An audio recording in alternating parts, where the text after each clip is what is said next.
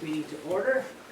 Confirmation of the agenda that the Council of the Township of North Huron has set the agenda for October 7, 2019 council meeting as amended to remove 7.7 Child Care Department reports. Do I have a mover? I have Paul and I have Heather. All in favor? Carries. Disclosure of pecuniary and pecuniary interest. Yes, sir, that's pretty valiant.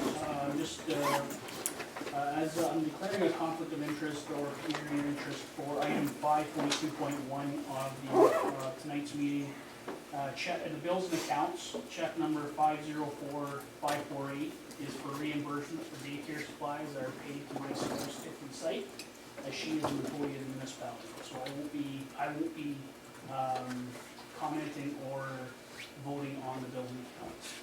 Thank you, Trevor. I'd just like to take this opportunity to say that Chris Palmer will not be here tonight. The work has kept him away. It is that time of year. We all understand.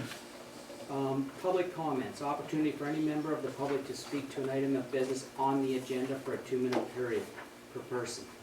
So if you want to speak to anything that we have on the agenda tonight, you're allowed 2 minutes before we start the meeting. It has to be on something that's in the agenda. We'd like you to just please come up to the podium to tell us your name and address, and this is not a question or answer period, it's just your concerns of what's going on and your opportunity to speak. Would anybody like to come up and say anything about tonight's agenda?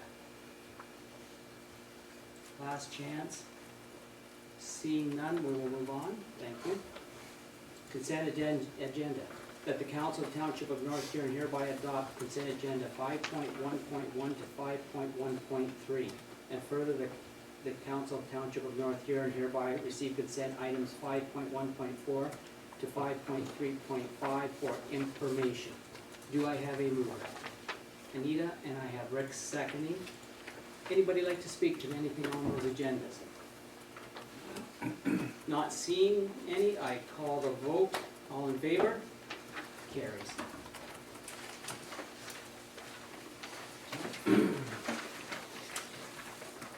Correspondence. I don't know if you guys didn't want to talk to. Number 6, public meetings and hearings and delegations. We have John Stewart from Blythe Lions Club, the Blythe Lions tennis property proposal. Jonathan. Okay, thank you very much. With your permission, I'd like to distribute a map.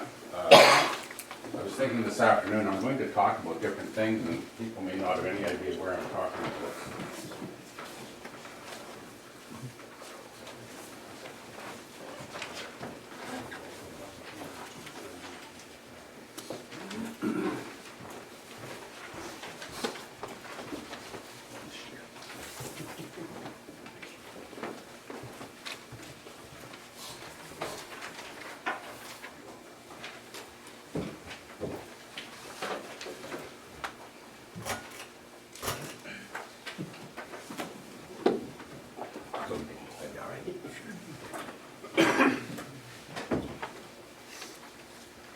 Okay, well, thank you for allowing me to make this presentation to council this evening.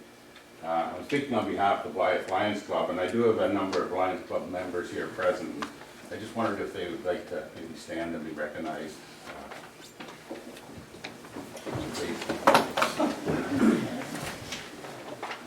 Thank you. And we also have a past member of our club, Tom Cronin, who was president 1975-76, I believe. And that's where some of the discussion has taken place tonight. Tom, we're happy to have you with us. I did distribute an area, a map of the area of the Blythe Lions Park. There's 3 separate pieces of property on there, and I'm going to be referring to each one of them at some point in time. All that area we know as the Lions Park. As the different areas come up, I'll tell you where they're highlighted. I should have hired a grade 1 student because you'll notice I'm outside the lines.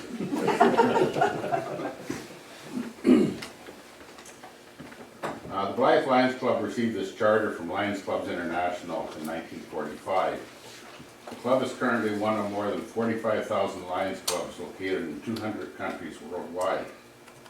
Presently, our club has 39 members, both men and women, and an age range of 18 to 87 years. Club members volunteer a portion of their free time to ensure our community is a safe and healthy place to live, work, and play. Our vision statement is to be the global leader in community and humanitarian service. Since 1945, the Blythe Lions Club has raised more than $1.2 million, with every dollar being returned to our community through projects and activities undertaken by the club. Our club has a reputation throughout our district as being a leader in promoting youth activities. Activities such as the Lions Youth Exchange Program, Lions Effective Speaking Program, and Peace Poster and Peace Essay competitions, and school programs such as Proud to be Canadian for grade 1 classes, literary programs for grades 1, 2, and 3, and vision and hearing screening for kindergarten. The first project undertaken by the Blythe Lions Club following the receipt of our charter was the purchase of the Blythe Lions Park. In 1945, property was purchased for the sum of $500. And on your map, if you look at the blue area, that was the piece of property that was purchased in 1945. Year by year, improvements were completed. Children's playground equipment was installed, and as new regulations came into effect, the equipment was removed and replaced to meet current standards. A children's wading pool was installed in 1950, which was replaced with a larger pool complete with a filtration system in 1988. Each year, the Lions Club employs a lifeguard to ensure the safety of the children using the pool. A clubhouse was constructed in 1975, which was used by the Blythe Lawn Bowling Club until the club expanded. The Lions Club renovated, enlarged, and winterized the clubhouse, and it now is used as the club's meeting place.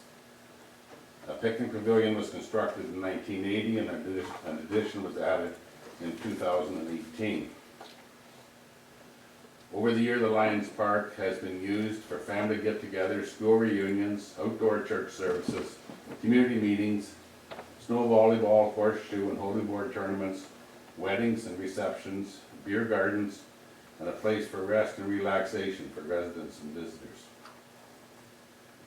The CAO's recent report to council noted the date of 2014 when the Township of North Huron acquired the Bowling Green property through the expropriation process.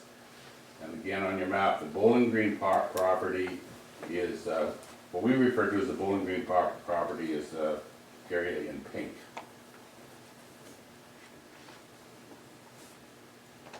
Lions Club history with this property dates back to at least 1974. It's actually 45 years ago this month that members of the Blythe Lions Club, including myself, approached Blythe Council with a plan to construct a lawn bowling pitch complete with a clubhouse. All monies required for the project would be acquired through community fundraising, and no tax dollars would be requested. Blythe Council gave their blessings and encouragement to proceed, along with the suggestion that public washrooms be made available at the clubhouse. Fundraising was commenced, and with the assistance of a senior citizens grant and an Ontario grant, construction started.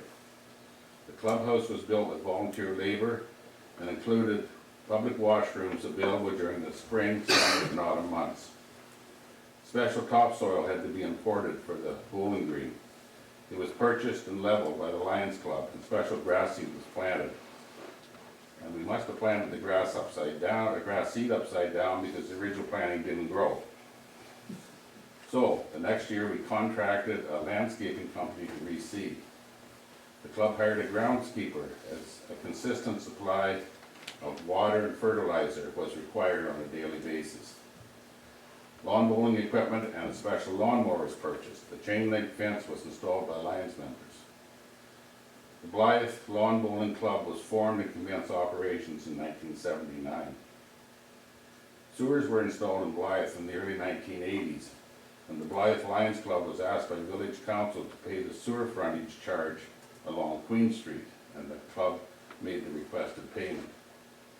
And just as a side We also paid the sewer frontage along Wellington Street, which is on the one side of the orange colored piece of property.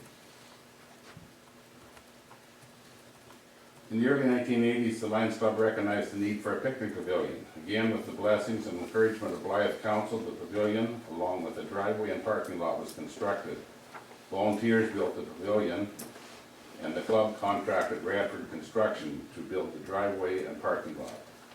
Later, an entranceway was erected, complete with flower beds. In the year 2007, the Lions Club was approached by North Huron Council through the Director of Recreation and Facilities. There was a concern that some of the children's playground equipment, a portion of the wading pool, and the picnic pavilion was located on municipal property. North Huron did not wish to assume the responsibility for liability from injuries which may occur on the Lions infrastructure. The municipal property along Gypsy Lane and Wellington Street was purchased by the Blythe Lions Club for the simple fee of $1. And that's the property, you'll note that it's in orange. Along with the purchase, the Lions Club agreed, A, to honor the municipality's commitment to the Huron Pioneer Thrashers and Hobby Association, whereby the purchased property would continue to be used by the Thrashers Association for vehicle parking during their annual show. B, to provide access to water for the municipality's dumping station on Gypsy Lane. And C, that user fees would not be charged to North Huron for municipally run children and youth programs at the Lions Park. At the same time, the Lawn Bowling Club had disbanded, and the Lions Club asked that the property known as the Bowling Green property, again the property in pink, be conveyed to the club for the simple fee of $1. The property was not owned by the municipality. North Huron advised that legal proceedings would be commenced to acquire the property, with the understanding that once the property received clear title, the property would be conveyed to the Lions Club. For various reasons, the lawyers were unable to get clear title to the property, and in 2014, North Huron acquired the property through the expropriation process. From 2007 to 2014, the Blythe Lions Club was dealing in good faith with the municipality, believing that the property would eventually be transferred from the municipality to the Lions Club. Had the Lions Club been made aware that the municipality intended to maintain ownership, the club would have given consideration to initiating a claim for ownership to the Bowling Green property prior to the commencement of the expropriation process in 2014. The club would have likely been able to establish legal ownership of the property through the legal doctrine known as adverse possession. The registered owners of the Bowling Green property prior to expropriation were the trustees of the Blythe Lawn and Tennis Club. Blythe Lions Club had possession of the Bowling Green property for over the required 10-year period to establish an adverse possession claim. Moreover, the Blythe Lions Club was using the property as an owner might, and the Lions Club use of the property was with the intention to exclude all owners. The foregoing would likely have satisfied the legal test to establish an adverse possession claim and to allow the club to establish registered legal ownership of the property. Had the Lions Club established their adverse possession claim, I would submit to you the following. A, the municipality would not have expropriated the property, or B, the municipality would have had to pay the Blythe Lions Club fair market value in order to expropriate the property. The expropriation likely precludes the Blythe Lions Club from pursuing an adverse possession claim on legal grounds. However, I would submit to council that on moral grounds, the fact that the property was not transferred, nor did the Blythe Lions Club receive compensation from the municipality as a result of the expropriation, should be given council's due consideration in deciding what to do with the property in the future. Following the expropriation by the municipality, North Huron advised the Lions Club that the property was on the short list for the site of the new pump house, and therefore the property would not be conveyed to the Lions Club. Although the club could continue to maintain and use the property for recreational purposes, as long as no permanent structures were constructed. The pump house was eventually built adjacent to the Blythe and District Community Center. The Blythe Lions Club fully supports our vibrant community, and we understand the continued need for appropriate housing. However, we firmly believe that a vibrant community requires a variety of activities, both to attract and retain residents, activities which include recreation. Let us look to the future, as did the Huron Pioneer Thrashers and Hobby Association with the development of the Blythe campgrounds, the community volunteers with the construction of the new arena and the development of the Greenway Trail, 1419 and the Blythe Festival with the renovations and upgrades to the Memorial Hall, just to name a few. Pray we never become short-sighted as those who made the decision to close the Blythe Public School and our bank. At this time, the Lions Club is prepared to make a proposal for council's consideration. Our proposal. Number 1, the Blythe Lions Club shall offer North Huron the simple fee of $2 to acquire full ownership in the property known as the Bowling Green property. Number 2, the Blythe Lions Club shall contribute a maximum of $250 towards the legal costs to acquire said property. Number 3, Blythe Lions Club shall commence fundraising and construction for a recreational facility which may include, but not limited to, an outdoor basketball court, outdoor floor hockey court on said property. Number 4, the Blythe Lions Club shall, as part of the development, install a walking entrance from Queen Street to the Lions Park. Number 5, the Blythe Lions Club shall establish a youth committee, ages 12 to 18, to assist with the planning, to oversee the construction process, and to manage the completed recreational facility. Number 6, the Blythe Lions Club shall strive to complete the facility within 6 years of acquiring said property. And number 7, the Blythe Lions Club shall, at the request of North Huron, return said property to the municipality should the Lions Club be unable or unwilling to complete said project. Again, I'd just like to thank council for the opportunity to speak to you this evening. We trust that your serious consideration shall be given to this matter, and we would certainly welcome future discussions. At this time, I would try to answer any questions that council may have. Has anybody got any questions for John?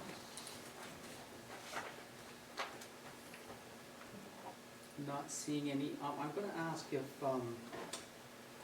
Dwayne would speak to the tennis property. Thanks, Reed. So just in terms of, and we attached it for your council packages just for ease of reference. So as John has indicated, the property was acquired by the township in 2014 through the expropriation process. We spent about $10,000 acquiring that property. Due to the shortage of building lots, the need for residential housing, council directed staff to investigate the possibility of severing a portion of the lot for residential development.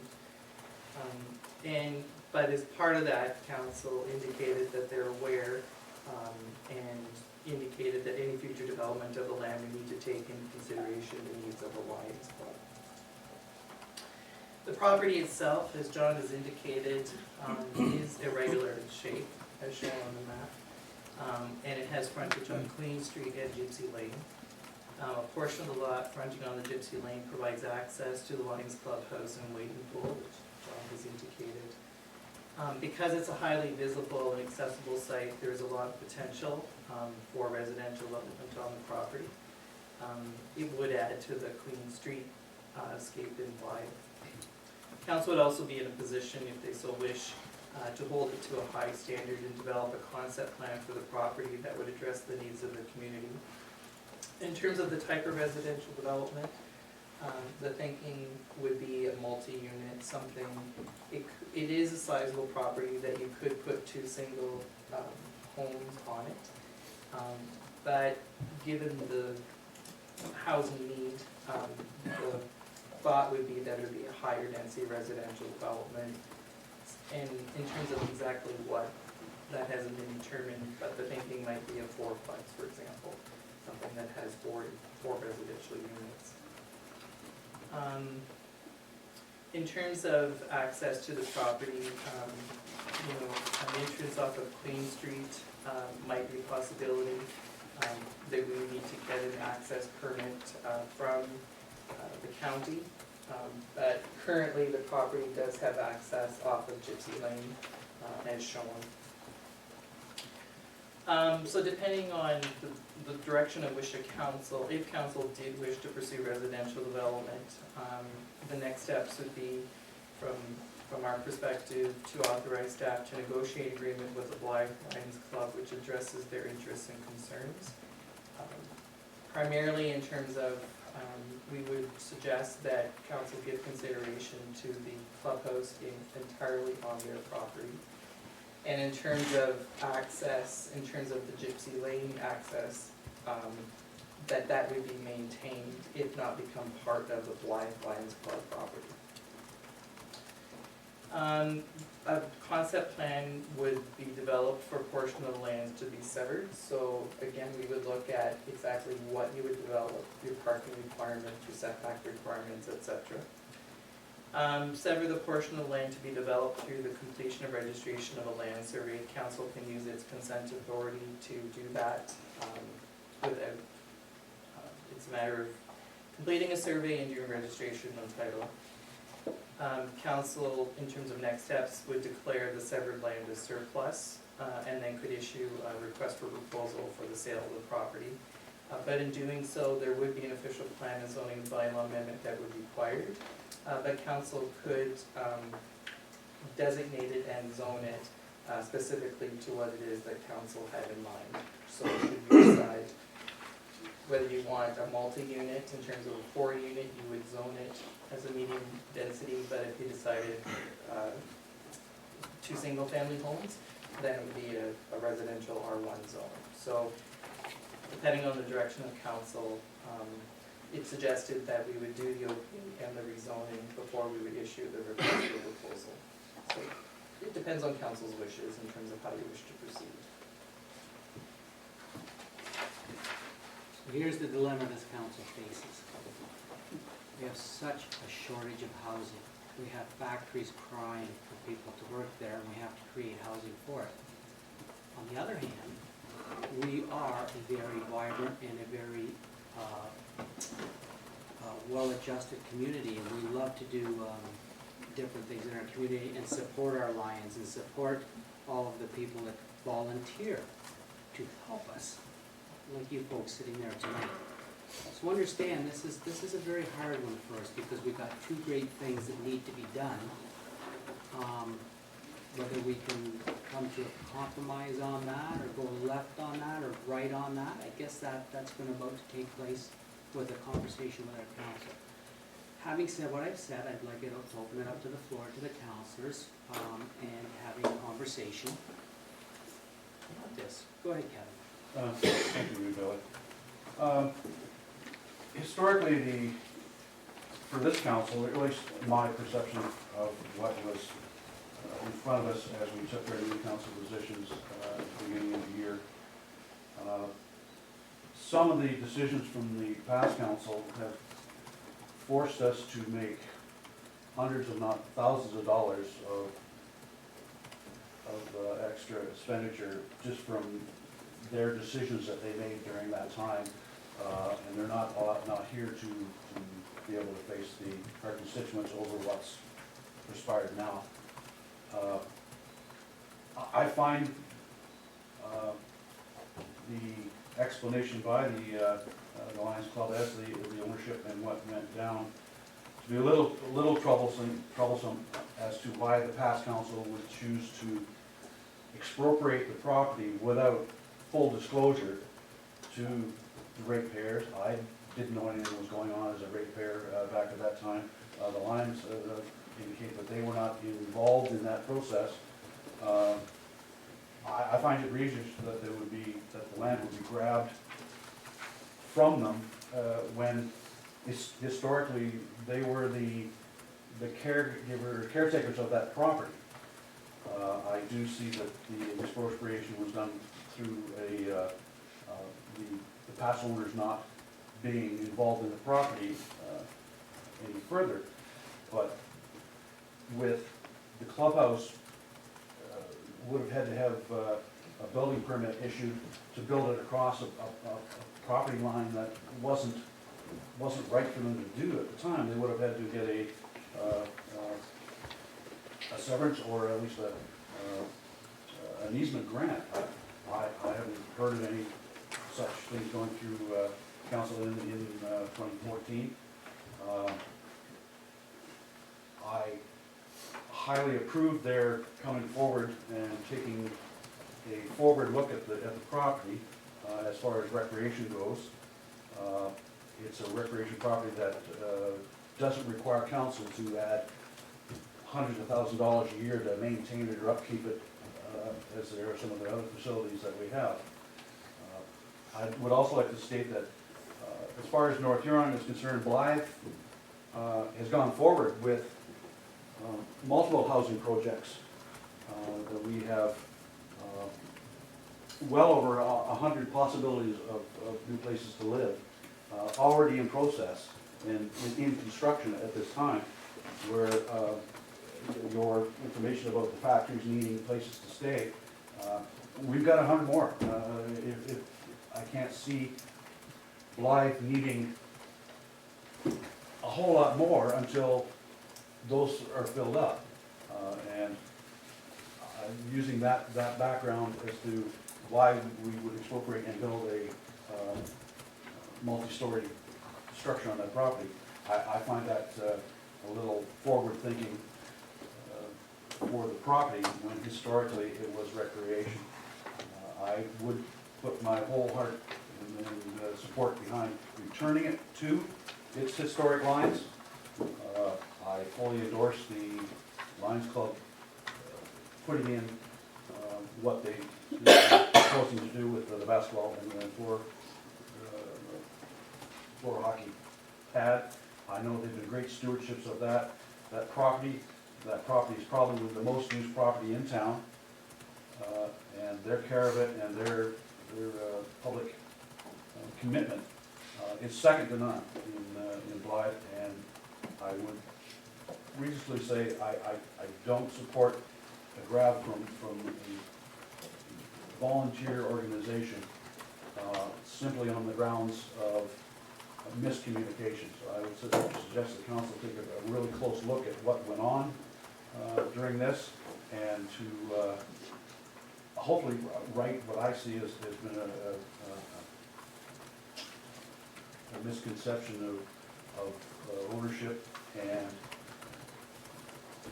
not proper process. I'll leave it at that. Thank you.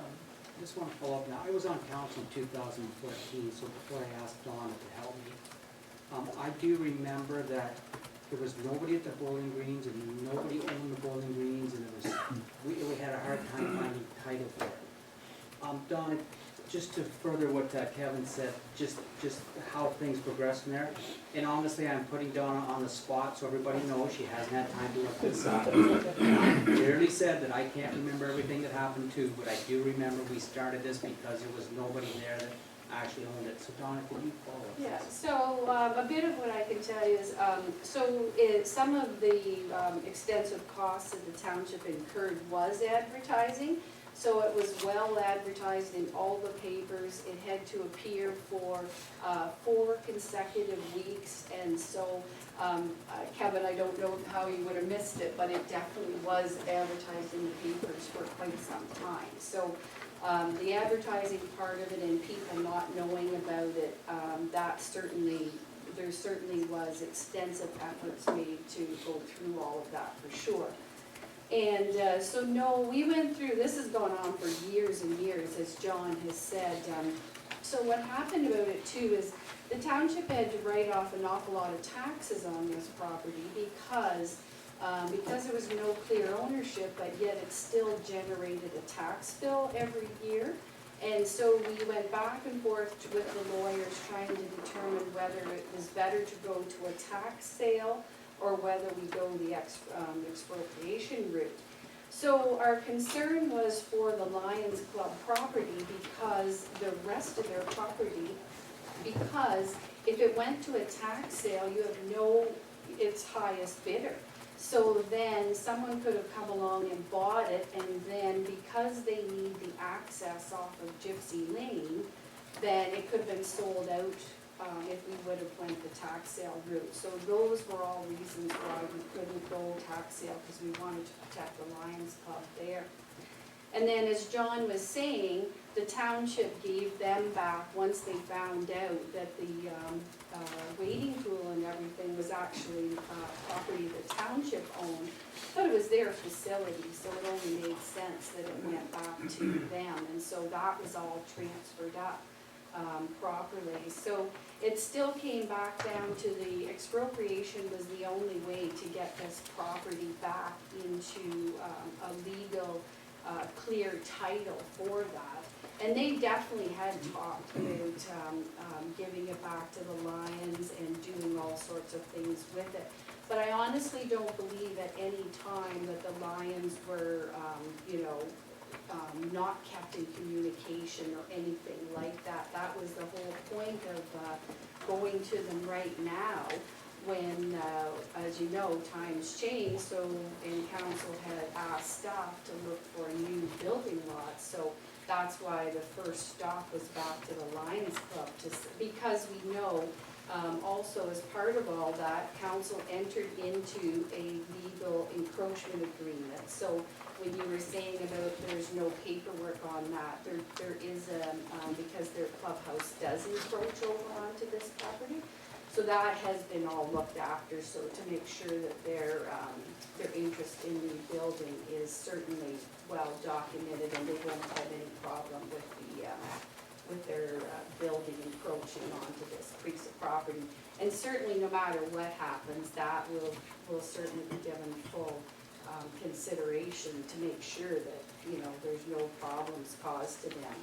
And as I said, one of the biggest problems is their access off of Gypsy Lane.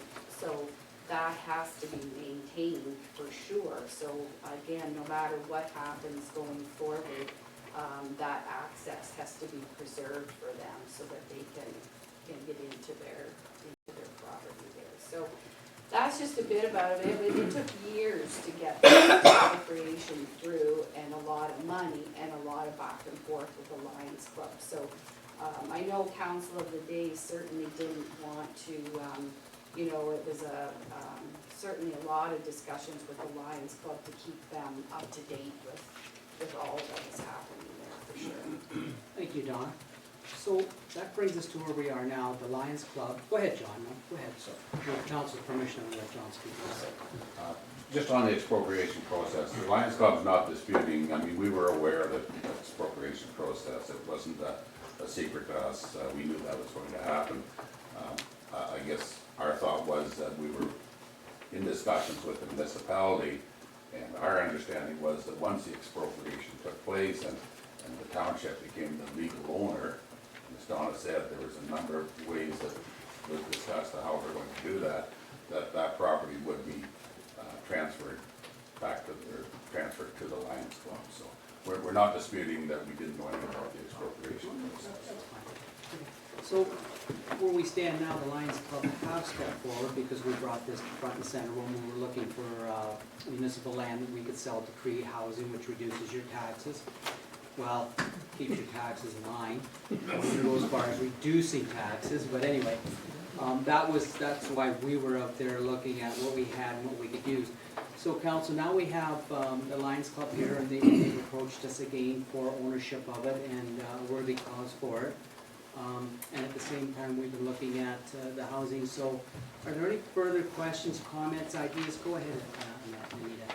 Would it be possible to make two properties of this and make the lower part, like the entrance to Gypsy Lane, make that part of the Lions property, and then the most northern part, eastern property, turn that into a building lot or something like that?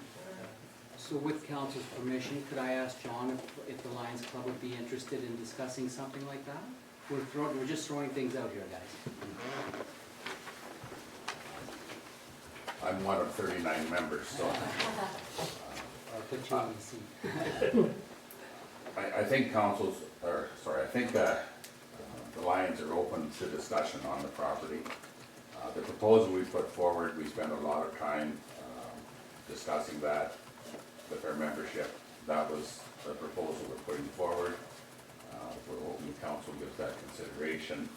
If certainly if there's a counter proposal or other ideas, we'd certainly take a look at them. I mean, as of tonight, we can't make a decision one way or another, but if there's other things that the council wishes us to look at, we'd certainly look at them. We appreciate that thought. Any other council concerns? Go ahead, Trevor. So, yeah, so, thank you. I guess my concern with this entire, is the frightening part of, I've been now a councillor for 6 years, 5 and a bit. And this is the first time I'm hearing that the municipality potentially had discussions with the Lions Club to transfer the ownership back after expropriation was done.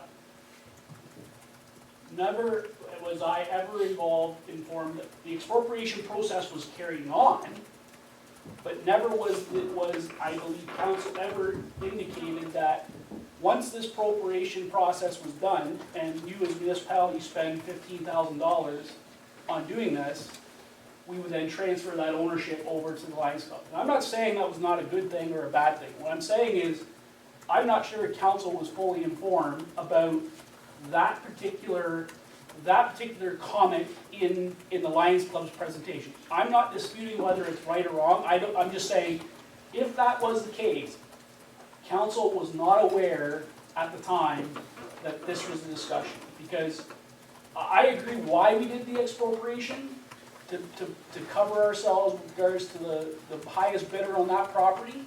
And chances are the Lions Club would not have been the highest bidder on that property. But in all honesty, we have to figure out what is in the best interest. And Councillor Faulkner's made a great point in the fact that if we have that development over in Blythe of 100 units, 87 units, whatever the case may be, where are we at with regards to if in my mind, if the need is so good, all 82 units should be built today, yesterday, in my mind. The Rutledge subdivision or the Rutledge group could have a different feeling on that. I don't know. So in essence, my argument is that I think, North Huron as a whole needs development. I completely agree with that. The argument though is that if we've got subdivision approval and stuff like that, those lands need to be developed, and maybe they need to be developed first. And I'm not disagreeing with it. The issue is that if the need was so great for everybody, why isn't those 82 units all being built now? And maybe Rutledge needs to answer that question. I don't know. I have no idea. So I think there's some questions that we need as council need to ask before we can specifically ask a decision of this particular request. I think there's some compromise that can be made.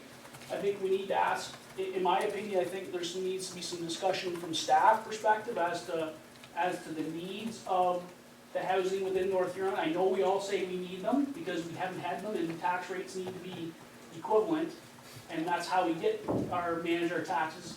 But we also need to understand what are those needs and just clarify before we make a decision on a piece of property that, once it's made, it's not coming back. If we were to develop that property and it sits empty, we can't give it back to the Lions Club, or vice versa. If we give it to the Lions Club and we really need those houses, we can't build them after we give it away. So I think, all honesty, before, my opinion, before we make a call with regards to this piece of property, there needs to be some follow-up discussion with housing need, Huron County, Rutledge subdivision, a whole bunch of other questions, and then all that information brought to us again for a decision as to how we're, and in the meantime, have some discussions with the Lions Club as to what different proposals we could offer. Separating the land, all the land to them, no land to them, whatever the cases are. So we can have a full picture of what those proposals are. Because, you know, my argument is that, you know, you're talking about a basketball court and a floor hockey thing. Could those things be housed on the current lands that you have? I don't know the size, comparing to the size that you're doing, so, you know, these are all things that I'm questioning in my head as I'm listening to John, as I'm reading the letter over the weekend, and trying to understand the needs of the municipality, but also the needs of the community. So that's my comment. I know that would be my ask, but, you know, before there's any more comments, Reeve, after there's any comments, I would be glad to make a motion, if so be it.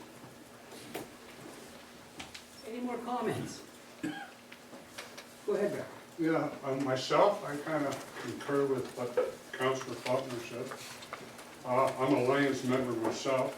I have not been part of their discussions, though. And I thought it was a well-done letter from you. Thank you. Paul? Yes, I guess I'm looking at it maybe on the other side. I'm just curious how much more recreation use we, places we need. I saw in John's letter, the Lions letter, there they wanted recreation for the kids, I take it, and whatnot. And I'd just like to know before we make any decisions, do we have enough recreation space for North Huron? That's what I'd like to see first before. Through you, Ruth. You brought up a good point there about what is needed for recreation. I think it comes down to trust, and trust in North Huron, and trust in the councils of the day. We've seen a couple of times this council try to remove some of Blythe's recreation to build a fire hall on. So discussion of whether we need things or we don't need things, that's a perception of the residents of the town. I can see needing a basketball court and a floor hockey pad if this council or future councils decide to remove some of our recreation. I don't see this being too much to be added to it, especially when it would be in private ownership. It's not North Huron's recreation that we're not having to pay for it, or put the pad in, or have staff there to run it. This is all private volunteerism. So, I don't think that falls into North Huron's quest, whether that's too much. If somebody puts in a pool in their backyard, it makes more and more difference whether they do that and they teach swimming on the back of it to North Huron as anything else when it's private land, whether to be considered to be too much for North Huron. Very good discussion. So it's been a great discussion. As Jonathan has said, he can't talk for the Lions tonight on a specific proposal. And we at the township are not ready to do the same. So I'm wondering if someone, maybe Trevor was going to put a motion forward to have the staff meet with the Lions clubs for further discussions till we get down to a point where it works for everybody. Whether that be the whole thing or part, or John had mentioned earlier, he was more than willing to have that discussion. So I think that would be the way to go. Trevor? So yes, Reeve, so my motion would read as follows. That we give staff permission to review the housing needs within the municipality as it relates to residential development, confirming with the needs versus the developers that we currently have in the township or in the village of Blythe, and then come back with a discussion as it relates and communicate with the Lions Club as it relates to the information they've received, and come to a realization about what that property really is between the municipality and the Lions Club.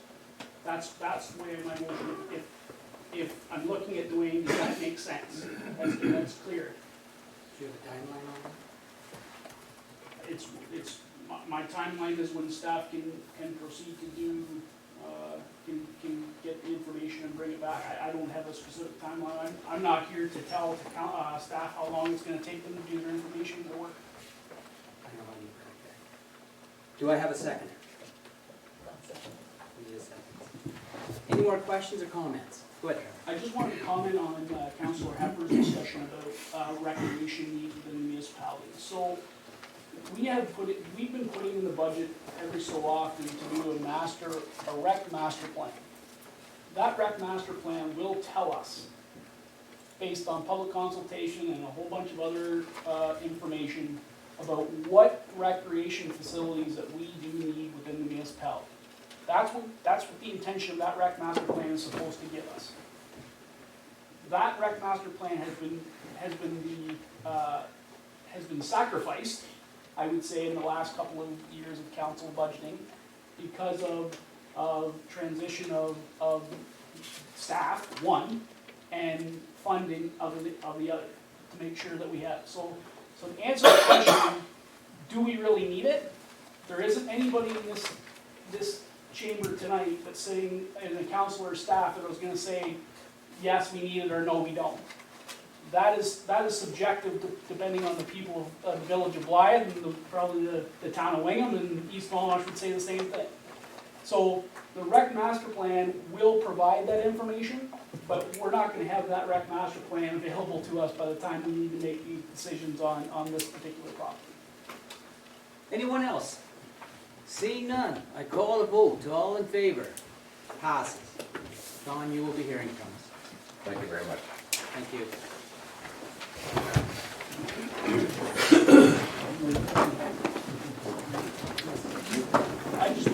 I just personally want to thank the Lions Club and the members for coming. You know, these are difficult decisions, and I appreciate the fact that you've come and willing to listen to us, as well as we're willing to listen to you. So thank you very much. Thank you. 7, reports. 7.1, the clerk has no report. 7.2, the finance people have no report. 7.3 has a report. 7.3.1, special events request for support of William Lyons 2019 Santa Claus Parade. Vicki, would you like to speak to this? Your Worship. As indicated in the report, the Lions Club is planning to provide the annual Santa Claus Parade in Wingham once again this year. The parade is scheduled to be held on Saturday, November 30th, starting at 11 a.m. So those of you who would like to participate in that, you should mark it in your calendars. The Wingham's Lions Club has completed the application for the temporary road closure for a portion of Josephine Street between Scott Street to Park Drive. This will require that the northbound and southbound traffic to be diverted to Minnie Street. The setup and tear down of the barricades for the road closure, as well as the traffic control, will be the responsibility of North Huron Public Works staff. And then once the parade floats have dispersed, the road will be reopened. In addition to supporting their application to the county for the road closure, because of Josephine being Highway 4, the Wingham Lions Club has requested council waive all fees associated with the road closures. Those costs would be for in-kind support, municipal support of the event, which is estimated to be approximately $480. Staff's time will be recorded and posted on to the economic development budget for information purposes. So I'm going to read the motion that the Council of Township of North Huron hereby support the efforts of the Wingham Lions Club in planning the Wingham Lions Club Santa Claus Parade, and further the council support the Wingham Lions Club request to request Huron County for the closure of the Queen Street number 4 on Saturday, November 30th, 2019 at... Yeah, The road is just wrong. I was gonna say we got the wrong road there. It was copy and pasted on the Blythe. Yeah, it's okay. So we know it's Josephine Street. And further, the council approved the Wingham Lions Club request to have the associated fees for the road closure, barricades, and staff support waived. And further, that council support the Wingham Lions Club's request to Huron County for the closure of Josephine Street on Saturday, November 30th, 2019 at 10 a.m. and the Wingham Lions Club Santa Claus, for the Wingham Lions Club Santa Claus Parade. And further, that the council approved that the Wingham Lions Club request to have the associated fees for road closure, barricades, and staff report waived. Special events request for, okay, so that should be all for that. Thank you. So moved. Thank you. Seconded by Paul. Questions or comments? That was a long one. Seeing none, I call the vote. All in favor, good. Passes. Thank you. 7.3.2, special event requested by the Blythe BIA Santa Claus Parade, that the Council of Township of North Huron hereby support the efforts of the Blythe BIA Committee in planning, providing a Santa Claus parade for the community. And further, the council approved the Blythe BIA Committee's request to waive the fees associated with the road closure, barricades, and support of the North Huron staff. And further, the council support the Blythe BIA Committee's request to Huron County for the closure of Queen Street, Highway 4, on Saturday, December 7, 2019, from 10:30 to 12:30 p.m. for the Blythe BIA Santa Claus Parade. Do I have a mover? I have Kevin. Do I have a seconder? I have Rick. Questions or comments? All in favor?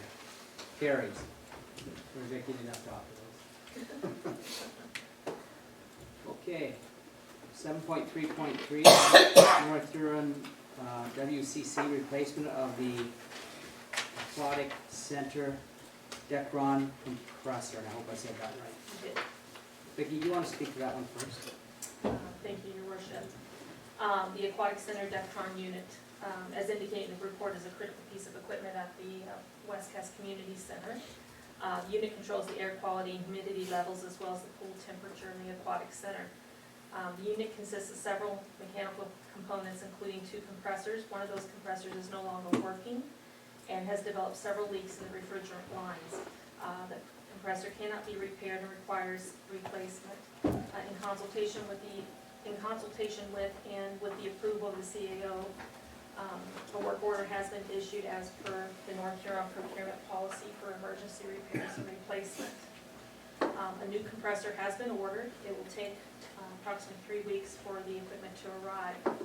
Once the equipment has arrived, staff will work with the service provider to coordinate the repair so that we minimize any impact on programs. The estimated cost for this project is $30,000 plus HST. To ensure there is no negative impact on the Recreation Department's operating budget, staff will utilize $20,000 from the emergency repairs account and is proposing to reallocate approximately $10,000 from the budgeted funds for the boiler replacement project towards these costs for the compressor. You may recall the boiler replacement project was scheduled to be undertaken this fall. The project can be postponed for a few months to allow for this reallocation of funds. However, the funds that are reallocated will need to be replenished as part of the 2020 budget process. Staff will be bringing forward a report in November seeking pre-budget approval for the boiler replacement project. This will enable the project to be completed in the early part of 2020. Similar to other major components or mechanical components of the complex, the Dectron unit is aging and at the end of its lifespan. So over the next few years, the township needs the budget funds for the replacement and to minimize financial impact on the taxpayer. So do I have a mover for that? I have Rick. Seconder. I have Trevor. Oh, did I not read? I'm sorry. Oh, I'm sorry. That the Council Township of North Huron hereby receive the report prepared by the Director of Recreation and Community Service dated October 7, 2019 regarding the replacement of the Aquatic Center Dectron compressor refrigeration lines for the estimated cost of $30,000 plus HST. We have a mover and seconder. Questions and comments? Go ahead, Trevor. Vicki, just a question. I know this is probably pre you coming here but there was lots of discussion around the Dectron unit when they were looking at the supposed leaks in the fitness center, for the humidity and all that stuff. Was there ever an indication during those reviews of those Dectron units that you're aware of that would have indicated that an issue of this magnitude could happen in the near future? Because we're talking, those discussions were 6 to 8 months old, not that long ago. So I'm not putting you on the spot. I guess the question I have is that was there any indication from anybody when they looked at that Dectron unit, when we were talking about the humidity levels and stuff like that, that something like this could have happened? Through you, your worship, and I may refer this to Sean, but I've been working with the Director of Public Works on this issue because of more of it being the infrastructure of the building and things, and he's been doing some exploratory investigation into the causes of what was deemed to be leaks. And what we are finding that it is condensation and related to humidity levels. But he may be able to explain further from the technical side of things of what is occurring. So as I understand it, the issues with the humidity levels and supposed leaks and things has been an ongoing issue for many years and things. But it was thought that they were leaks. And what the director's been able to ascertain is that it is actually humidity and condensation as a result of the cool air, mixing with the warm air. So if possible, maybe he could comment further on this. Certainly, Ruth, thank you. Yes, Councilor Sype, I believe and again, this predates me a little bit as well, but it predates everybody. I believe that there was, when they started their initial investigation into that whole, what's been known as the humidity push, they had firms in that were looking at the Dectron, considering how it's being operated and that type of thing. Everything I've heard to date was surrounding more set points and control versus actual physical mechanical assessment that would have caught this or determined that to be some sort of problem. And as far as that humidity issue, the condensation issue in the fitness center, there will be a fairly voluminous report coming forward in the next couple of months with regard to that, because we've got pretty good handle on what's actually going on.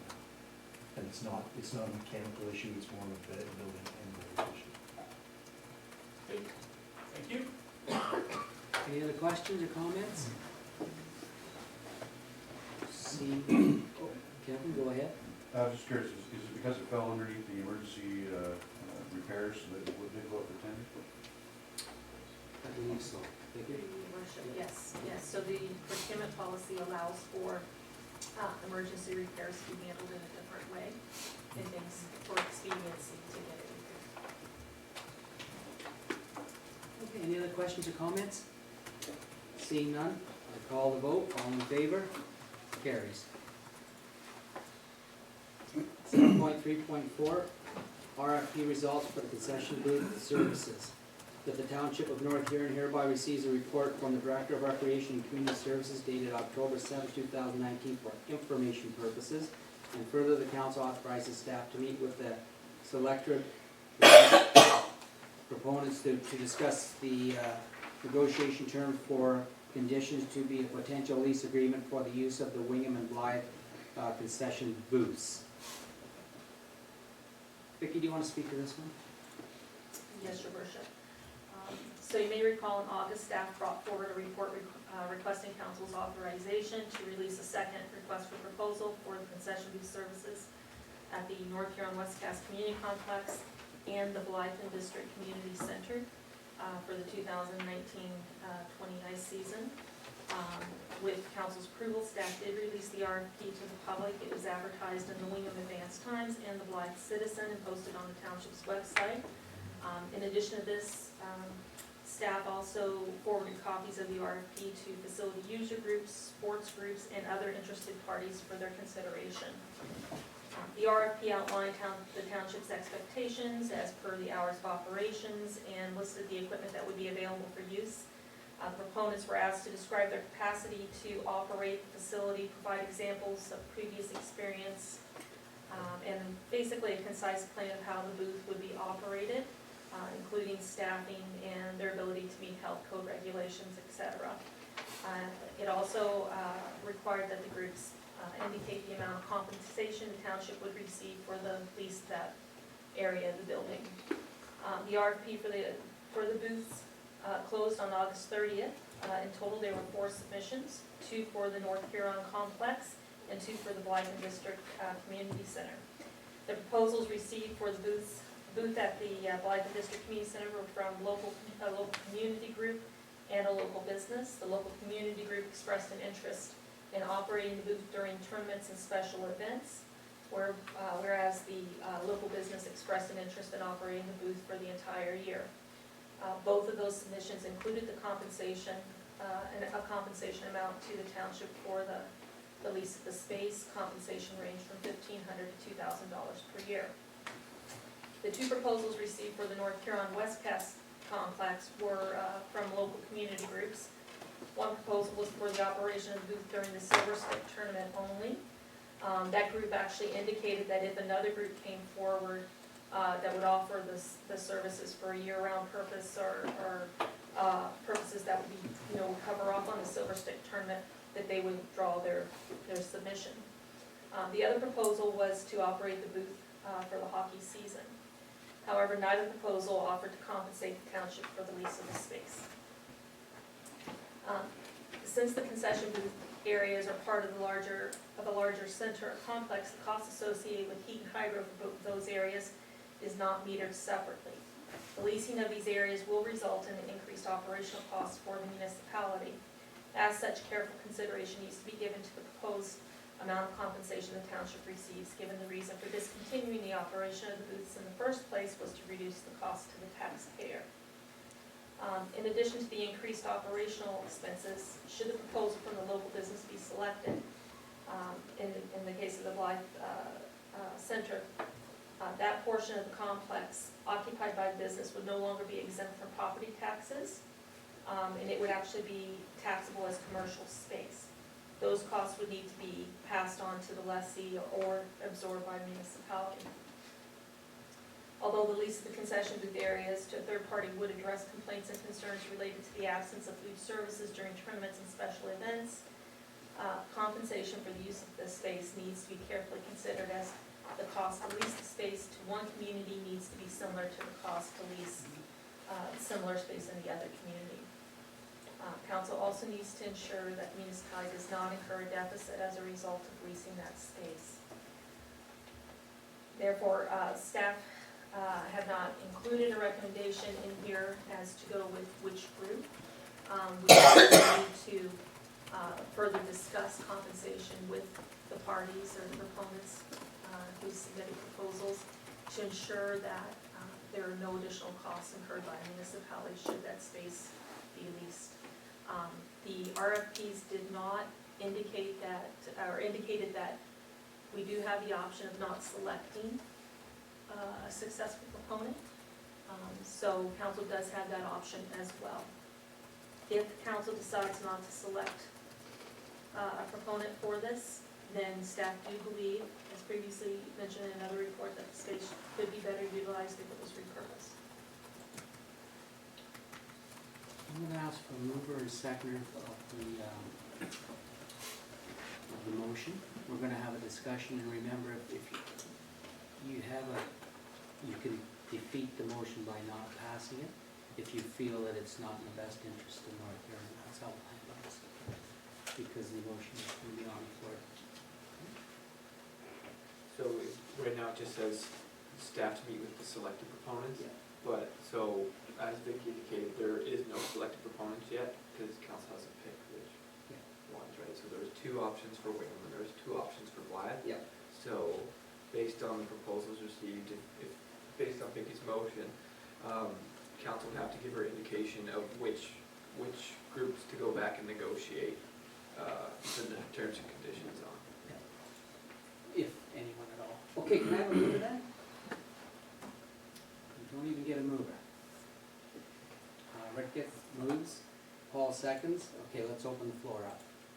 Go ahead, Kevin. Through you, Reeve, just need a little clarification on the, at least the ones for Blythe and Arena. You said the one had a proposal of compensation of $2,000 a year. Would they then be also responsible for paying the taxes on that property? As No, well? because the two bids that came in, the two proposals that came in, the one who submitted the $2,000 a year was the community group.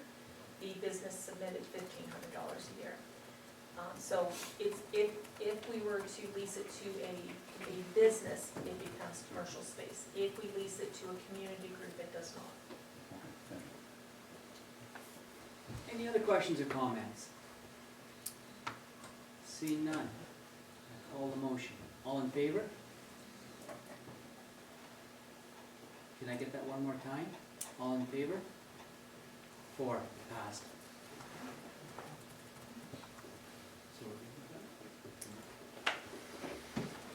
So 7.3.5, the wing, sorry, go ahead. I do not. That's what I thought. So she needs, so based on that, she needs direction of which groups to meet with, right? So you've passed a motion to negotiate with the selected proponent, like the selected groups, but you haven't selected any groups yet.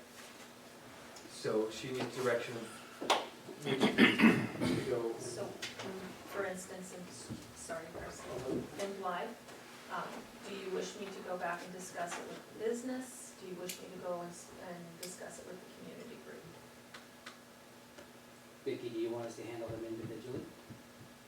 So, well, I mean, Wingham and Blythe separately, I meant? Well, I think the Wingham one, because we have, so there was two proposals for Wingham, and the one was to do the Silver Stick only, and they said that if a proposal came in for the whole, to do the whole whole year that would cover the Silver Stick, they would withdraw their proposal, so that one is done. Okay, Okay, so that's only one group, it's the Blythe, okay. location. I moved and look at the community group. Second, Paul. Any questions, comments? Seeing none, all in favor? Carries. One more report. 7.3.5, Wingham Trailer Park operating agreement. That the Council of the Township of North Huron hereby receive a report from the Director of Recreation and Community Services dated October 7, 2019 regarding an extension of the operations agreement between the corporation and the Township of North Huron, the Township, and the Royal Canadian Legion Branch 180 Wingham licensee for the Wingham Trailer Park. And further, that council approves a 1-year extension of the operating agreement between the Township of North Huron and the Royal Canadian Legion Branch 180 Wingham under the same terms and conditions. And further, that the council approves an extension to section 19.1 of the procedural bylaw number 108-2018, being a bylaw to authorize the reading clerk to sign on behalf of the council an extension to the Wingham Trailer Park operation agreement between the Township of North Huron and the Royal Canadian Legion Branch 180 Wingham. Do I have a mover? I have Kevin. Do I have a seconder? I have Anita. Questions and comments? Go ahead, Trevor. So this would then be this, so this would be the second extension that we've done to this particular agreement. Is I'm correct in that? Through your worship, Mhm. yes. So what I would hope that we get at the time, by the time this agreement commences, we decide whether it's gonna be a long-term agreement or it's going to be something else. I don't think it's fair, in my mind, for the Legion or the municipality for that matter, to continuing to extend, short-term agreements, per se. So I think by doing this, I think it is the right thing to do. Don't get me wrong, to extend it based on all the other things that are going on in the municipality. But I would hope by the time we get to next year at this time, we're talking about a fruitful discussion about what that trailer park looks like in the long-term feasibility or sustainability of the municipality. So Vicki, if I could ask, this extension for 1 year is there because the extension for 1 year, 3 year, or 2 year, your worship, the extension is to allow us more time to gather some costs that were associated with the options. That was presented to council back in August, so, well, we were working toward getting those costs for you, but because the Legion closed, when the trailer, typically a trailer park will close down on Thanksgiving weekend, and the Legion would like to be able to indicate to their clients there whether or not they're going to be running it next year, and in fact, have them pay in advance and things. So staff are not prepared at this time to bring forth those costs that we had indicated would be brought forward on those options, so that's why we're asking for the extension. And it is our intent to have this report before council, before April and May of next year. So we're actually looking at doing it quite a bit sooner, things to make sure that the Legion does have enough notice and things like, before we get to the end of their season. Because I know I have personally received, and I'm sure some of the other councils have too, the fact that the Legion is interested in continuing with our agreement on a long-term basis, just so Trevor knows that, yeah, that's it. Okay, any other questions or comments? Go ahead, Bob. With things that we're looking at, the staff's been given to look at, I think it was about 4 different things that came up about the trailer park. Could it be written in there that if the staff has to work on something on the trailer park, let's say, inquire about things or do any digging or anything like that, could it be written in the agreement that the staff has that opportunity? Like, it came up that there could be building maybe, but maybe it's all off too, I don't know, but I'd just like to see it that we can't do anything with it for a complete year if there has to be any work on that, just curious. I'm gonna throw that back over to Vicky, because I do believe in the agreement, we agreed to take care of the building and stuff like that, and Vicky can make sure I'm not wrong on that, and then they cut the grass and stuff.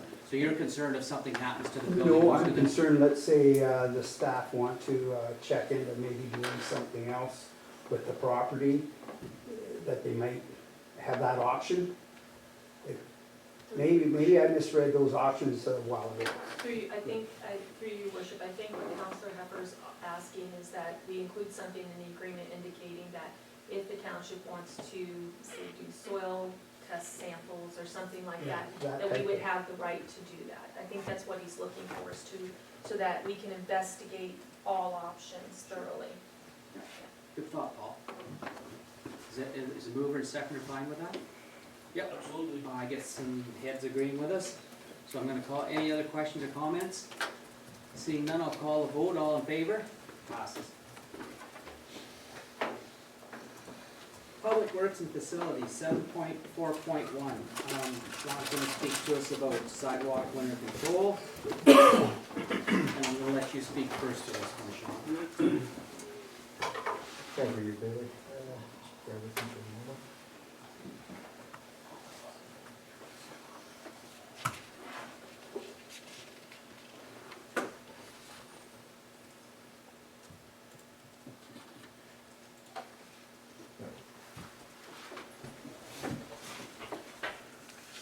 Okay, I was asked to bring forward this, we'll call it the introduction of North Huron sidewalk maintenance for the benefit of council. The intent of this entire presentation is to talk to council, to familiarize council with the existing policy, with practices that are in place right now, and basically with the operation surrounding the municipality, or the sidewalks within the municipality. What you will find absent in this report is any kind of financial depth. That would be more for a budget meeting or some other type of a meeting. This is to talk about the existing policy and what's in place. Okay, so as an introduction, there was a sidewalk maintenance policy adopted by council under bylaw 2116. Now, interestingly enough, this bylaw had some very unique language in it. And if it pleases council, I wouldn't mind reading, this is just one paragraph out of the bylaw, but it gives you kind of I think it gives some insight into what the intent was. Under limitations in the bylaw, it says the corporation has always endeavored to deliver top quality services across a broad range, as broad a range of municipal functions as possible. These services have been tailored over time to meet the needs of the residents of the municipality of North Huron and are delivered in a cost-efficient manner. In the case of winter maintenance of sidewalks, the new financial reality dictates that costs associated with the delivery of this service in the form of both machine time and man hours have determined that all sidewalks in the municipality cannot receive winter maintenance. If all existing sidewalks were to receive winter maintenance, then other services in various departments of the municipality would suffer. This in effect would cause the delivery of a variety of services in the municipality to be thrown out of balance.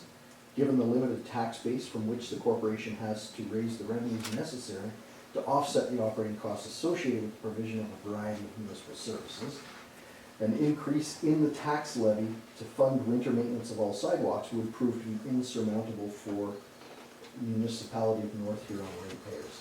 So again, that's embedded right in the bylaw. It gives you a sense of maybe where the thought process was at the time. So one of the things that was done, of course, through this bylaw in 2016 was to close a number of sidewalks for winter use. Very brief screen here, just to underscore the fact that as council, you have the authority to do that. You know, because obviously, the first thing you look at when you look at this sort of thing is, well, how'd you go about just closing it? You have the authority to do that, and that's done under the minimum maintenance standards regs. And it basically, I've got a little blurb there, but it talks about, this excerpt talks about the closure of a highway. So just understand that you, as the council of the Township of North Huron, have the authority under the Act and regulations to do what you did in 2016. And then a very brief excerpt from the minimum maintenance standards. The big thing to point out here is that the standard we're held to is to, and I'm quoting, to reduce the snow to a depth less than or equal to 8 centimeters within 48 hours. And this of course is contingent on the end of a snow event. So just to let you know that the minimum maintenance standards themselves are they're somewhat lax. They're very relaxed, and certainly the level of service that we receive within the municipality, or that Public Works is delivering within the municipality right now, far exceeds waiting for 48 hours to remove 8 centimeters of snow from the sidewalk. So now here's where it gets interesting, and I thought there'd be some value in helping council understand what you have in terms of an asset. So there, that map, basically everything in yellow shows the sidewalks that are in Winging. We'll talk about Blythe in a bit. So of those, there's double-sided streets with two sidewalks on them, or double-sided sidewalks, and you can see them in blue. So the vast majority of streets have sidewalks on 2 sides of the street, or both sides of the street. Then of course we have streets with single-sided sidewalks, and you can see that come up there populated in green, gives you an idea that it's quite a bit smaller of a proportion. And then as far as the municipality goes, we have a number of roads, as can be seen here in red, that actually don't have any sidewalks at all. So you can see that when you look globally at the entire community of Wingham, and Blythe again will be very similar, not all roads offer have sidewalks servicing them throughout the course of the year. So then, I'm sorry, let me go back there for a second, because there were some stats that I meant to mention as we were looking at them. Sorry. Just an arrow back each. Oh yeah, okay, I would have clicked there.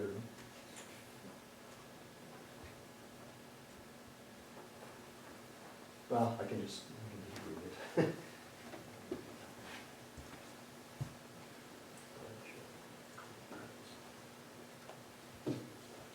Carson's not working well. You have the screen up there. Yeah, bear with me, technical difficulties. Okay, so then if we just go through and revisit that. The other point I wanted, and this is just, again, sort of some stats. So in total, there are 26,700 meters of sidewalk in Wyndham, so it's quite a distance. Of that, there's a total of 6,926 meters of sidewalk that are unmaintained on streets that have no open sidewalks at all. So it sounds like a long way to say 6,926 meters of sidewalk that's just not maintained. We have it closed for the winter. And then in addition to that, there's a further 3,089 meters of sidewalk or street sidewalk that's unmaintained on one side. So one side's open, but there's 3,000 meters of sidewalk that we don't maintain on that second side of the road. Okay, so then back on track here. So then we looked at the policy then and now. So in 2016, the policy was developed by staff at the time and endeavored to achieve what we believe to be the following goals. And by all means, Councillor Syke, if I missed something on that, because you might have been directly involved in this. So one of the things was to strike a balance between level of service delivery and fiscal responsibility. So that was, what I read here is that was goal one. Second was to connect the downtown core with schools and healthcare services. And this came from consultation with some of our longstanding public works employees.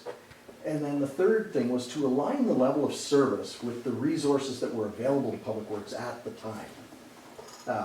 So now, when we start looking at what we're doing now, during the winter of 2018-2019, internally, Public Works had a review of sidewalk practices. We sat down, myself, our operations supervisor, our lead hand, and a bunch of the guys that actually run the MTs. Through that process, there were a couple of areas of improvement that we identified. So one of the things that allowed us to even look at this was the adoption of new technology. The MT that council authorized for purchase last year came with a top-mounted box. So basically, they all have the sanding hopper on the back. This one unit actually has a hopper on top that we use to physically recharge. So when that hopper empties, they can dump another load of sand in and keep going. So that really increased our range as far as equipment. During the review and in consideration of these new efficiencies, we noted that there was a number of additional streets that we felt that we could service without negatively impacting the delivery targets. What we did then is we implemented those this past the winter of 2019, so January to the end of the winter, specifically to see if they were achievable before we actually came back and talked to council about it. And we found that they were. So, and then I just wanted to go back and comment that part of that whole discussion that we had was looking at what the practices were under bylaw number 21/2016. So that approach, although it was effective, it did have some limitations. We noticed there was problems around the area of the hospital. And we did notice that some of the conduits between the downtown core were restricted a little bit.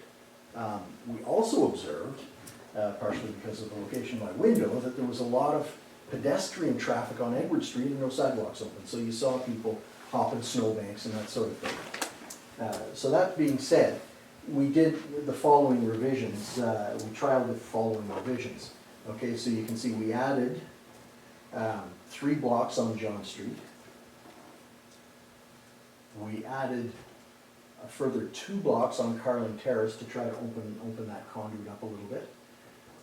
We added a section of the walking trail that allowed people to actually use the walking bridge, because of course we closed the housing, and that we felt it was important to keep that walking conduit open. We added 3 blocks on Victoria to double up there and increase pedestrian traffic movement. We also added then 3 blocks on Edward Street, and then we added a further 5 blocks on Patrick to kind of allow pedestrian traffic back down into the bottom end of Wyndham here to the west side of Wyndham. So in a total, there's 16 blocks added to the program while we still were able to achieve our performance targets. And by that I mean despite implementing these extra blocks, we were still able to take care of snow removal, to handle downtown core snow removal, road opening and that sort of thing. So that was important to us, is that we had to trial this to make sure that we weren't going to add something and then cause pressures on another area of service. Now, if you will bear with me, I think it's important to kind of explain a little bit about sidewalk maintenance and the process. So sidewalk maintenance involves much more than just simply clearing snow off of the sidewalks, driving an MT up and down the sidewalks. First and foremost, there's a required commitment to consistency. If a sidewalk's open for the winter, it has to be maintained in accordance with the minimum maintenance standards. And I think it's important that you commit to a section of sidewalk being opened and then ensure that our residents, our citizens, can be guaranteed when they get up in the morning that sidewalk's going to be available. I think it's a disservice to the community if you're going to open it today and close it tomorrow. People have routes and they get used to traveling in a certain fashion. So there is that commitment. The other thing to note is under no circumstances would we ever plow or blow snow off of the sidewalk without sanding, period. The process of removing the snow has a tremendous potential to create slip hazards. So in essence, when we're removing that snow, we're polishing the sidewalk. Often you'll see as the MT goes by, it polishes it, but the only reason that you can actually walk on it is the fact that we're sanding at the same time. For that reason, the MT will always apply sand while snow clearing. The sand inventory within the hopper on the MT must be constantly refilled, resulting in ongoing return trips back to Public Works to shop for a refill. On average, and this varies with condition, the MT will get about 1,900 meters to a hopper. And of course, we've doubled that when you're looking at this newer technology that allows us to top up. But so in essence, you head that way 1,900 meters, you come back and fill up.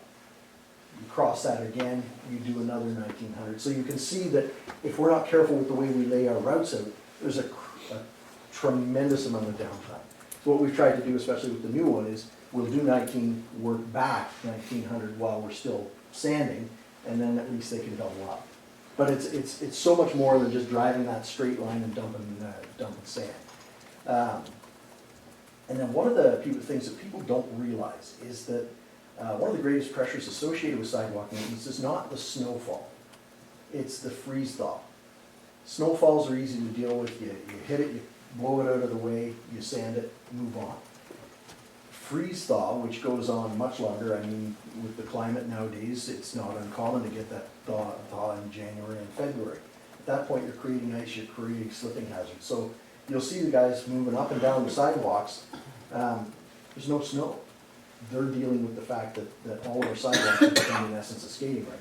So that freeze-thaw process is as important as the snow removal, and sometimes a lot more demanding in terms of time. And then the other last thing that everybody knows about is the postseason cleanup. It's huge and it's often unrecognized. We've dumped sand on these sidewalks all winter, now we've got to get it off. The guys have carved up the edges of lawns, especially before the freeze. That's the trickiest. The first couple snowfalls is tricky for them because the ground's not frozen, and if they deviate from that invisible sidewalk, they roll somebody's turf up. So there's all of that cleanup that's involved in the process as well. Now, as far as details on equipment, and I don't want to go on too long on this, but we currently have a 2011 MT6, which is the one with the top of the dump box, and as well as a 2003 MT5 that are servicing Wingham. The MT5 is a little long in the tooth, but it's a really good backup unit. Of course, it doesn't have the top box capability, but in really heavy times when they're blowing, because when you're blowing, it's half the speed. So they'll often get close to that deadline for time, and they'll fire up the other one and get it going as well. All of them have a rear-mounted hopper, and they travel, and Blythe is running a 2006 trackless, which was new last year. New to us anyways. These units, just so you know, are traveling somewhere between 2.5 to 6 kilometers an hour, depending on conditions, so they don't move quick. I mentioned the 1900, mentioned the dump box. And then the other thing to note is that Public Works has, the crews have developed varying routes to try to be as efficient as possible. Because you could turn this into a really long job if you don't put some thought into the routes. As far as operating costs, again, I won't get into the numbers tonight because I didn't think that this presentation was really about that, but sidewalk operation costs can be broken down in the following areas. You have depreciation costs associated with the equipment. As I said, we bought used units are in the $50,000. A new one's I think it was $147,000 last year we looked at it, before you get the attachments. Tremendously expensive pieces of equipment, so depreciation has to be considered. Costs related to corrective and preventative maintenance are huge because they are a hard-working machine. They run 2,700 RPM all day long. Fuel consumption, we're running right now at work speeds, we're burning about 9 liters an hour, I believe is the number. So they're thirsty. Consumables, traction, sand and salt, all that, and then of course your operator's salary and benefits. And the big trick when it comes to sidewalks is every year is different. You know, you'll have a good winter, maybe our costs will be better. If you got a lot of freeze thaw, our costs go way up. So then some of the challenges, just so council's aware, and please read if I'm taking too long, just tell me and I'll speed up here. Good information. Sidewalk clearing operation is a coordinated effort. Again, I can't stress, it's just not a matter of driving up and down sidewalks. In order to successfully clear the sidewalks within the community, the operators must consider these following points. Sidewalk clearing efforts must be coordinated with those of the snowplow operator. If we go and open all the sidewalks before the plow goes, he very quickly and efficiently closes the ends of all the sidewalks. So they set the routes such that the plow can get through, roll everything up, then your sidewalk operator can truly open up the sidewalk. So that, they work at staggering, they do some route coordination, there's a whole lot that goes on with the lead hands coordinating these efforts both in Wingham and Blythe. The other piece is that it's very critical that all the currently serviced sidewalks on the east side of Wingham have to be open before school and hospital and work time. So basically, all those sidewalks have to be done before 8 a.m. This is done, of course, to ensure pedestrian safety.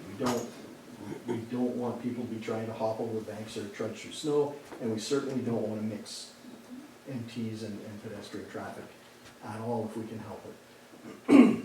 And then the other thing to keep in mind is that and this was not embedded in the 2016 policy, was that we as Public Works have made a commitment to council to make efforts to clear the business sections, both in Wingham as required, as well as weekday in Blythe because of that whole concern over the road width.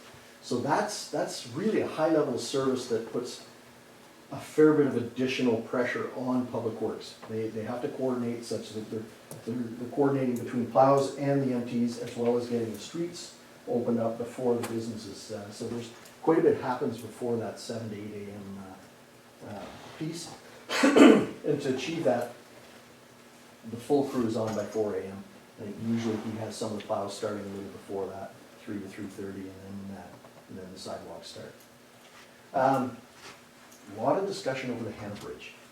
And so we thought it prudent, we've gone out there with tape measures before, but I thought it was important to actually, especially right now when everything's dry, we parked the MT on the bridge in the corner.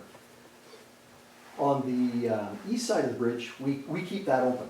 That's open year round, and we're able to do that because it's a straight shot, straight approach, straight exit. On the west side of the Hannah Bridge, the problem is that hard right-hand corner, that 90-degree corner. And as you can see in the pictures, with our operator basically scraping the new paint off of the side of the MT, he had 8 inches. I measured 8 at the front wheel. There was under 4 at the back wheel. And this is in dry conditions. Our concern is that if we start getting into ice buildup or any kind of snow accumulation, I have no margin for error with that piece of equipment. If it's pushed off to the side because of ice buildup and it goes off the curb, that unit it's a narrow wheelbase, it's 10,000 pounds. Our fear is that it's going to tip, it's going to fall over, we're going to be into MT damage, but more importantly, I'm very concerned for the well-being of our operators. I don't want to be putting them into that kind of situation. So for that reason, they've maintained the level of service has to be the west end versus the east end versus the west end of Hannah Bridge.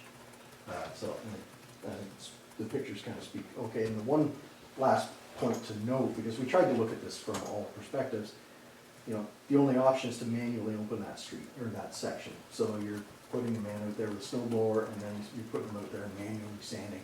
And I think based on some of what we've tried to explain today, there's enough going on through the course of the day that this just isn't viable. So as far as the Village of Blythe goes, I touched on it before, but it was a real, of real importance to the last council that they received 5-day-a-week snow clearing from the downtown core. That because everybody's aware of Blythe, it's constructed in a very narrow fashion, it tends to be very congested. So last year, the guys were able to do that, they were able to achieve that 5-day-a-week snow removal, which does, again, put a fair bit of a pressure on them in terms of meeting time and compliance. The one big thing that really helped is council's authorization to go and get the MT5. Prior to that, they were using Kubota, which sounds like a great idea, but it was about 3 inches wider than the sidewalk, so you can imagine the complaints that we got regarding people's lawns.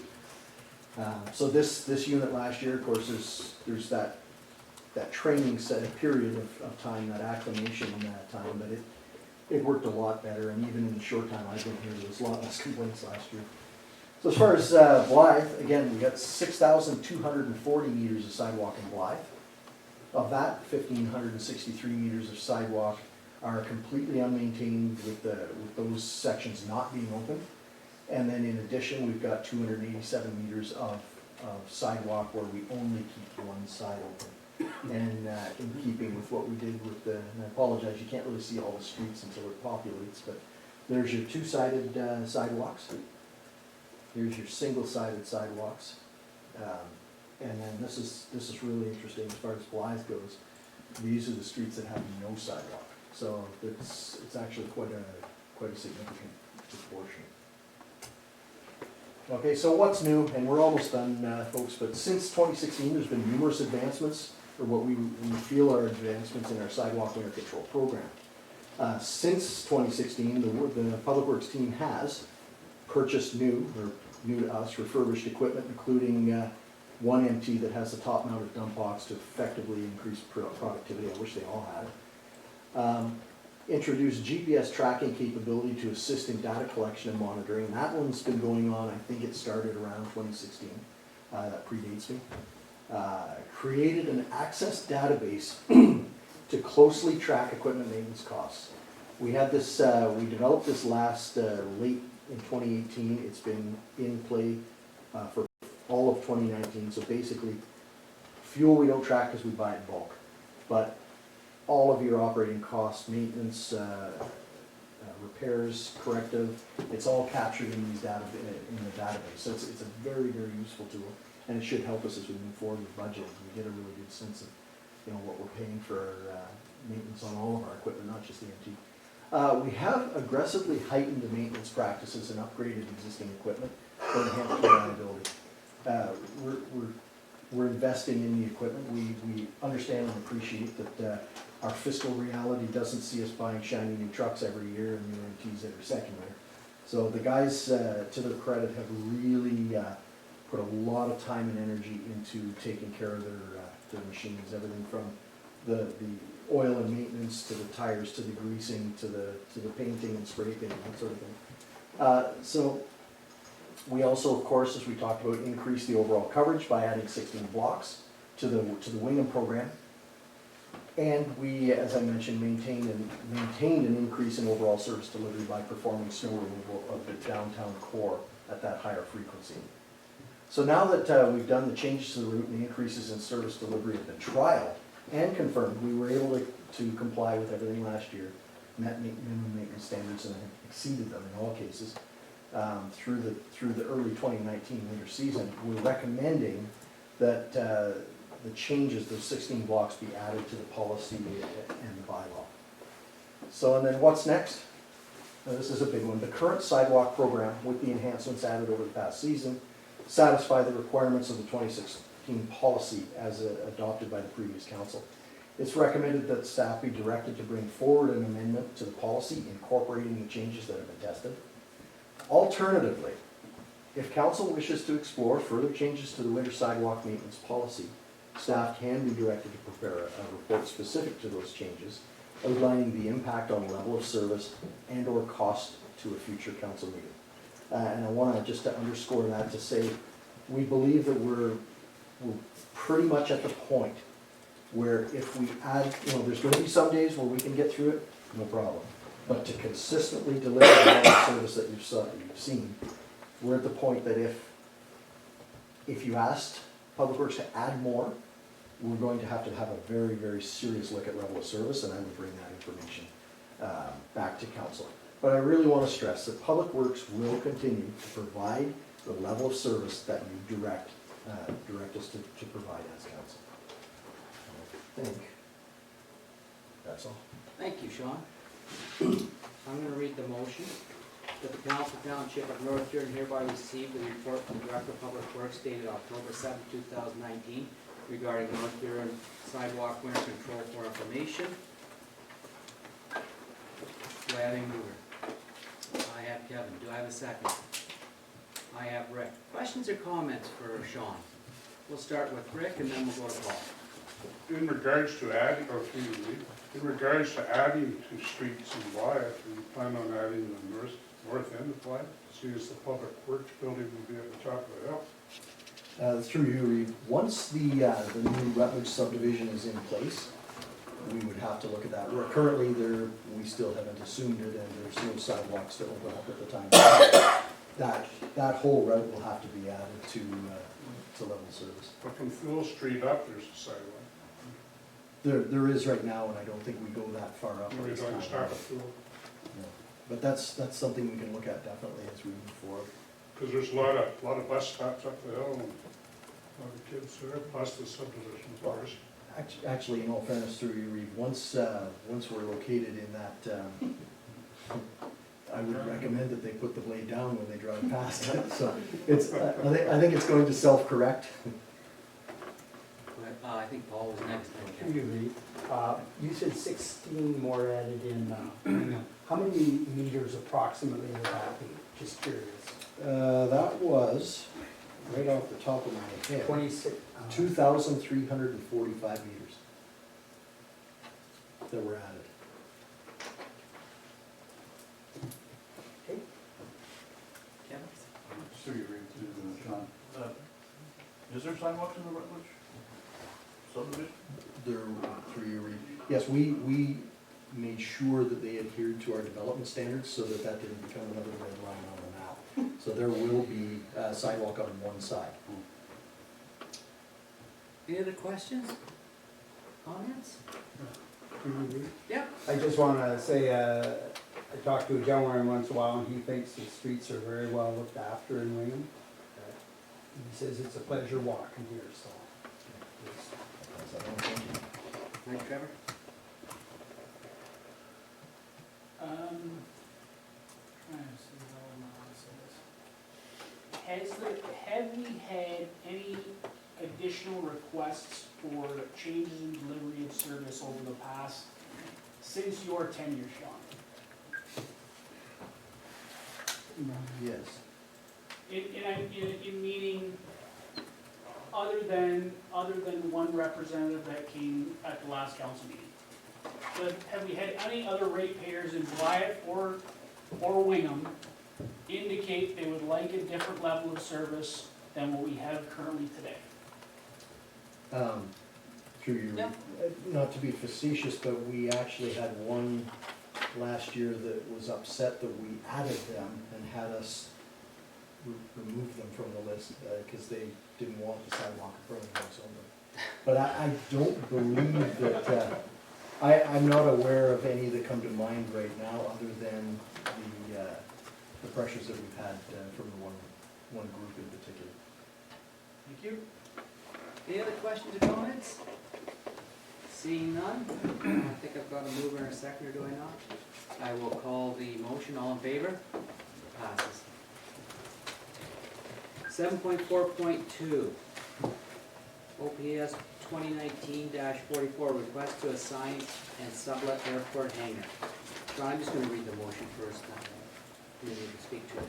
That the Council Township of North Huron hereby receive the report from the Director of Public Works dated October 7, 2019 regarding the request by Donald and Diana Thompson to assign the sublet their hangar lease to Apex Helicopters for information. And further that the council authorize the assignment of the lease to Apex Helicopters in pursuant of Article 20 of the lease agreement between the Township of North Huron and Donald and Diana Thompson.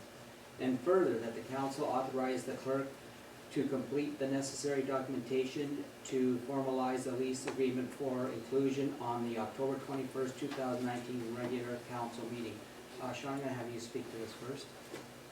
Thank you, Reeve. This one's administrative, I believe. As the motions read, Donald and Diane Thompson are no longer in need of the hangar that they have. Apex would like to lease it. The agreement allows the subletting, although it allows it only with council approval, so they need that authorization to proceed. And then that, he basically just takes over that lease, which is in force and effect until June 21st, 2028. Okay. Trevor moves it, seconder. I have Paul, questions or comments? I have a question, Sean, just clarification. Is there an escape clause for that?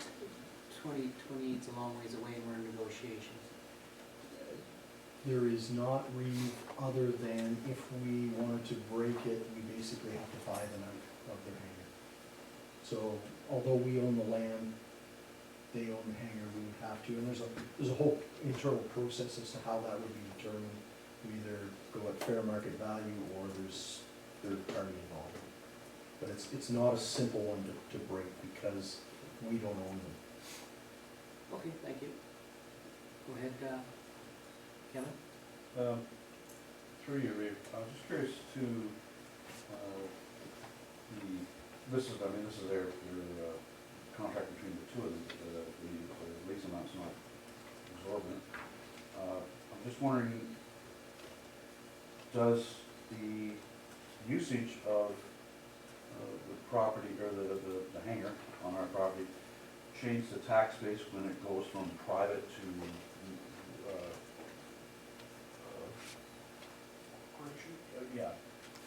operation, well, like to a business? Like when you start your personal plane and totally different than if you're running a business out of it. Would that change the tax base? I'm not sure. Go ahead, Tom. Yes, I think it does. I have to double check, but I think that as, so the taxes, we pay them to Morris Turnberry, but we recover every penny of it from the owner. They have to pay it all to us. So if memory serves me correct, when Apex's hangars were there in the beginning, they were assessed at commercial, where the other ones were residential, but I'll double check that and get back to you for sure. But I believe you're right that they do get assessed at commercial. Any other questions or comments? Go ahead, Trevor. So in saying that, I would suspect that communication with Apex should be documented to indicate that when this particular individual, when this sublet happens, there's probably gonna be a supplemental tax change if they change the tax code. So I just, from my perspective, I would want to make sure that Apex is fully aware of what their potential liability is, so that when we send them the bill, because if they've looked at the lease arrangement with this particular one and see that the tax has been X dollars and all of a sudden it's changed, I don't want North Huron to be the bearer of bad news when in ultimate response it's an impact decision and that decision is not up to us. Sean wants to add something to that. Yes, that's a very good point, and I would suggest that when the cover letter is crafted, that we'll make sure that that's incorporated into it. Any other questions or comments? I have a couple of, the Apex company now, what's their hangar timeline? 2028 too, or if you don't have it, I understand. No, I don't have it, Reeve, but I believe they're a little further beyond that, I believe. Because they released at, I think it was 2014. Yeah, I think it was when I was in council, yeah. Okay, any other questions or comments? Not seeing any. Can I have a mover? Oh, I have one? Can I have? Yeah. Can I have a show of hands, all in favor? Carries. Oh, now the one I've been waiting for, 7.4.3, OPS 2019-45 landfill compactor engine failure. That the council township of North Huron hereby receive the report from the Director of Public Works dated October 7, 2019 regarding the replacement engine of a landfill compactor for information. And further that the staff be directed to present a report to the October 21st regular meeting of council identifying purchase options, funding, and amortization details for the replacement of the 2001 bomb agent landfill compactor. Do I have a mover? I have Paul. Do I have a seconder? I have Rick. Okay, Sean, tell us how hard this is gonna hurt. Reeve, I wish I was bringing good news for once. Basically, this, as you can see in the report, the landfill compactor has suffered an absolutely catastrophic engine failure at 13,604 hours of engine time. The reason we're having this discussion is that the compactor itself is absolutely essential to landfill operation. Basically, with the landfill, what you're doing is selling space. You're filling a volume. And the whole idea of the compactor is we squish as much garbage into as small a space as we can to extend that life, and that's why we have over 70 years remaining on it. Basically, the existing one was giving us 19.3 pounds of garbage for every square foot, or cubic foot, sorry. So, as mentioned, we bought this unit in 2008. It was used at the time. It was sold as is without warranty. At the time, it had 10,120 hours on it. We've got about 3,500 hours out of it before it failed. The difficult piece here is that over the last 2.5 years since I've been here, 2 years since I've been here, we've injected, I believe it's $78,600 into the unit. It's nickel and diming us, basically. It would be a pump for 10,000, so we'd fix it. It would be another issue for 8,000, so we'd fix it. We got to the point where we basically replaced all the pumps and they just keep contaminating themselves. So we've done everything we could in terms of maintenance, bringing outside parties in to do proper flushing and cleaning, and again, that higher level of maintenance. It's at the point where it's very difficult as staff to say, we've spent 78,000, we should spend another 70,000 for an engine, when I cannot give any guarantee whatsoever that I can protect that hydrostatic drive. We could buy it and get another 5 years out of it. We could buy it and get another 3 months before I'm into hydraulic pumps. The other thing that bothers me is we've dealt with the pumps. We haven't done anything with with more the gearing side on the individual drive wheels. So I can't personally put any assurances behind the unit. We looked at our options. We've got approximately $113,000 in reserve that was basically laid aside for replacement of the unit when the time comes. I looked at what's available. A brand new one runs between $675,000 and $700,000 plus options. They're an extremely expensive piece of equipment. There are some low hours units that are available through a firm that sells refurbed units right now. There's a couple that are in the 6,000 hour range that are running between $385,000 and $395,000 with a small warranty. These are fully refurbed. That being said, the only units we're looking at are cats, because the BOMAG as we have is a hydrostatic drive, and we would discourage going to another one, because once they start failing, they fail consistently.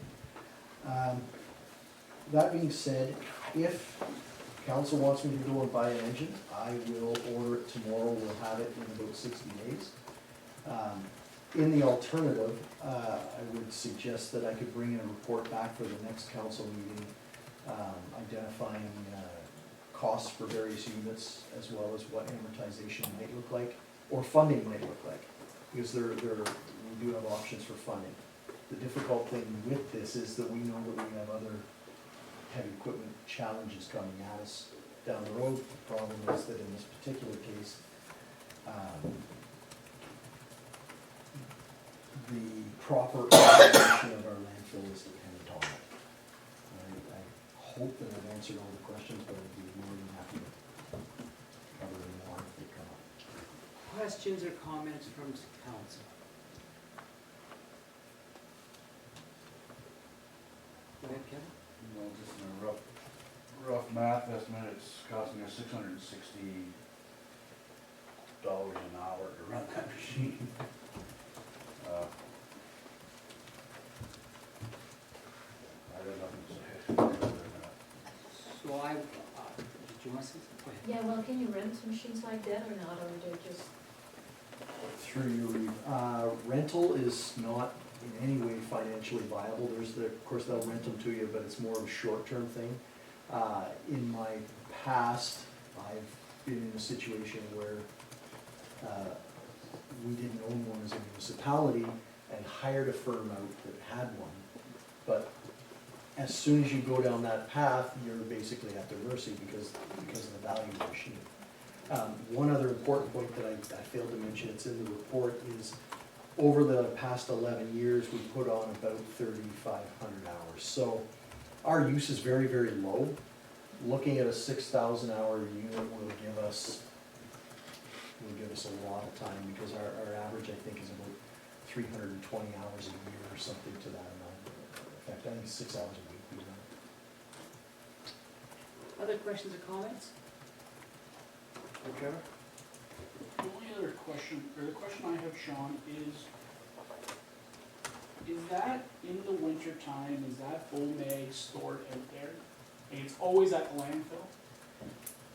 Through you, Reed. Yes, it is, and that's something that we've identified as a concern. You can't move it, it has to stay because it's steel wheeled. But that unit was never plugged in. So we've actually, through the course of the summer, the guys changed configuration so that they can park the unit close enough that it can be plugged in, so we avoid that cold start abuse that it's been subjected to.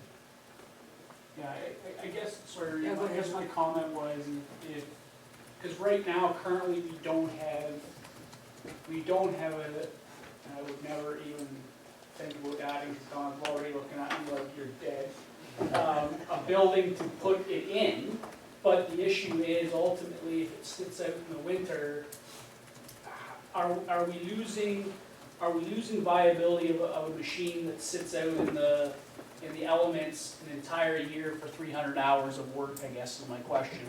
I understand you say you can't move it, but if we had a spot for it, could you float it to there? Meaning, like I'm thinking outside of how do we keep something of that type of value out of the elements in order to prolong what I'm hearing is the inevitable. So I don't think we have that option now, but I think from my perspective, the consideration would definitely be that, you know, we need to look at how we maintain these types of equipment and how, I think we're doing a better job than we are today than we were 10 years ago or even 8 years ago, mind you, but I think from my perspective, if we're going to invest $300,000 or $100,000 on a piece of equipment that's gonna operate 300 hours, we need to ensure that we're doing everything that we possibly can to get every hour of that thing and not opening itself up to hardship, because I don't think this council, and probably the next council, and the next council after that, isn't gonna wanna have the discussion about a $300,000 machine that's had 300 hours on it, or 3,000 hours on it. That's just my comment, nothing for more than that, it was just more of a comment. So I'm gonna touch on it a bit. As a person that used to own tractor trailers, I almost fell over when we said you tried cold starts. That's a guaranteed motor out of your vehicle. I'm shocked at that. Plug-in, we never had them housed, they sat out in the elements, but they had to be plugged, they had to be warm at all times. I think we need to look at all the options, interested in warranty. Obviously, it's gonna be a big one. I've already told you my personal experiences and how things went, so you're quite well aware. But yeah, we want everything on the table for this one, because as everybody knows, this is an ungodly price for the little bit we use it, but it is something we have to have. So, we have anybody else wanna speak to it? Go ahead, The only other comment I did say is, you know, it is an ungodly price, but I think I think we're taking, sometimes we don't take into the consideration what the value of having 75 years for a landfill is. Because if we didn't, and you needed to go find a piece of landfill property today in North Huron, we might be calling Central Huron. We might be calling somebody else. So I think we need to take into consideration what that value is too when we're looking at this price of this equipment, because, you know, I don't know if you didn't have it, I don't know what that value would be. What would that value, Sean, be if we didn't have a BOMAG? How many years would we get out of that landfill? Through you, Reeve, I can't speculate other than to say that it would be severely and dramatically, I can't understate that enough, diminished. Because we're using a dozer to make it look pretty right now, but you're not packing at all. It's all about that compaction piece. Okay, thank you. Any other questions or comments? Seeing none, go ahead. Just a more lighthearted comment, do we have to bury it? Or can it just stay above ground? Came up in a discussion. You give us something to throw away, won't they? Okay. All in favor? Carries. Fire department, we have no report. Building department. First, we have plumbing and septic system reports. That the Council Township of North Huron hereby receives a report from the chief building official dated October 7, 2019 regarding the plumbing and septic system permits and inspection services for the information purposes. And further, the council directs staff to send correspondence to the County of Huron advising that plumbing and septic permits and inspections are currently being performed by the municipality of Morris Turnberry through the shared service agreement as per bylaw number 14-2018. Chris, do you want to speak to that? Sure, just a little bit of background. As part of the merger between the Huron County Health Unit and Perth County Health Unit, a review of the services has been undertaken. Currently, right now, the Huron County Health Unit provides the plumbing and septic inspection and permit service to local municipalities, not all of them, but some of them within Huron County. County Council passed the following motion, or the motion below, directing staff to proceed with the process of downloading that. Right now, as Reeve Bailey had mentioned, we are providing that service to the Township of North Huron through the shared service building department agreement. There's no impact on North Huron, so I don't see any concern. Questions or comments? I will move. Oh, Trevor's gonna move it. Do I have a second? I have Anita. Questions or comments? All in favor? Carries. CAO report. There's no report. Correspondence. Does anybody want to pull up correspondence from 8.1 to?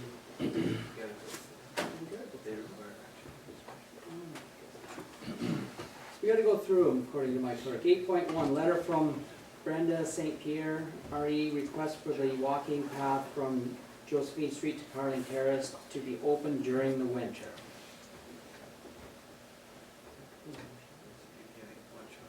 Sean, would you please speak to this? Yes, thank you, Reeve. We looked at the letter of request. I discussed it with Public Works here in town. And as I had suspected, it's something that can't be achieved. They tried it many years ago. Because there's no base to that walk, it's all just pressure dust. So you have freeze-thaw conditions, the equipment was sinking. They tried snow blowing it and they put crusher dust all over people's private property. They tried plowing it and made a surface that was very difficult to walk on. So really, as good an idea as it is, it's not something that we can safely and reliably achieve. So would we, send a letter back to them tonight? Would we call for a motion, send a letter back to If them? that's, yeah, council can direct the staff. So is there any questions or comments from the council? Go ahead, Trevor. The piece of the trail that we are currently doing now is just to get on, is the Libro section to get onto the walking bridge to West Cass, is that correct, John? Through, Yep. yes, that's correct, and we use the loader, we don't use the MT, just to kind of skate over it. Skate over the Ju- bridge, or? Well, he pushes with the loader as far as he can, and then Ken actually does it manually. Oh, Any other questions or comments? Can I suggest a motion that we send a letter back to this person stating that, we reviewed it and Sean's comments can be on there? I have a mover for that. Trevor, seconder. Paul? Yep. Just, through you, Reed, would you mind if she gave me the letter, would you mind if I talk to her and just explain it to her? But it's up to you if you want the letter, that's fine too, but. I was not aware of that. If you would prefer Okay. that, then we will drop the motion. There's not a seconder now anyway, so. If that's all right, if, Trevor? Is that okay with you? I don't care if Councillor Hepburn wants to have the discussion. I guess my question is if the discussion goes to then her coming back with another letter that says something else, then I guess, and that's fine. I think we can do it that way. It's just a discussion that we wanna make sure that, if Sean can provide the information so that Paul can talk to it, then that's fine. I'm fine with that. We don't have a Yeah, motion. So we're gonna switch your motion? Yeah, I'll just switch motion, the information be presented to Councillor Hepper for personal delivery to be said repair. Second. I have Kevin. Questions or comments? Seeing none, all in favor? Passes. 8.2, letter from Huron Domestic Assault Review Team, DART, requesting the lower flag to half-mast for December 6, 2019. That the Council Township of North Huron hereby approves lowering the Township of North Huron flags on December 6, 2019 to acknowledge the National Day of Remembrance and Action on Violence Against Women. Do I have a mover? Yep. Do I have a seconder? Rick, do I have Vicky talking to? Thank you, Your Worship. In the fall of last year, the Huron Domestic Assault Review Team made a presentation to council regarding the National Day of Remembrance in Action Against Women and Violence Against Women in Canada. Council did support their request to lower the flags to half-mast on December 6th. This year, they, instead of coming and doing another presentation, they have simply forwarded correspondence asking that we support this endeavor once again. Questions or comments? Seeing none, I call the motion. All in favor? Carries. 8.3, letter from Gary and Maureen Leslie, RE, request for Christmas dinner support from the council. I'm just gonna ask for a mover. I have Kevin, seconder is Paul. Trevor, would you like to speak to this one? Yes, thank you, Reeve. So, Gary, No, he just read the agenda item. Okay, so I gotta give you the motion, guys, that the council and township of North Huron support, There is no, sorry, that's World AIDS Day. no motion has been made yet. Okay, so let me talk Go to ahead. it, and then I'll make the motion. go ahead. So, this has gone, well for the last, this is the meal that Gary and Marie Lyle prepare with the support of the Sue Doig at the Columbus Center, and a number of volunteers, I might add, as it relates to a Christmas meal for the less fortunate within the municipality of North Huron. So, and I don't even necessarily know that it's in the North Huron. It's anybody who has used the Salvation Army or the North Huron Food Share. So they have the option, they provide them tickets for this, this meal. They come and get a meal, I would suggest a Fit for a King, as well as provide the children with swim passes, and that has been happened in the past.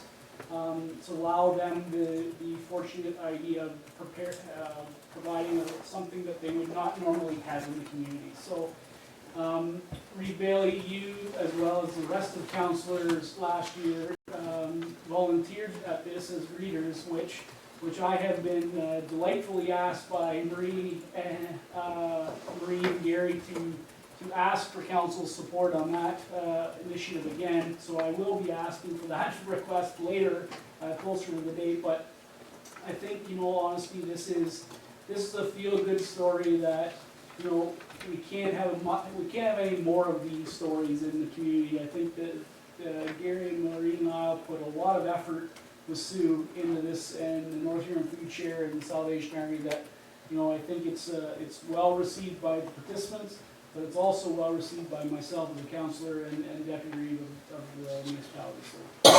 So I truly will make the motion to support the endeavor that has been presented in the letter from Gary and Marie Lyle, as well as providing them with the necessary swim passes that need to be given for the day of the meal day.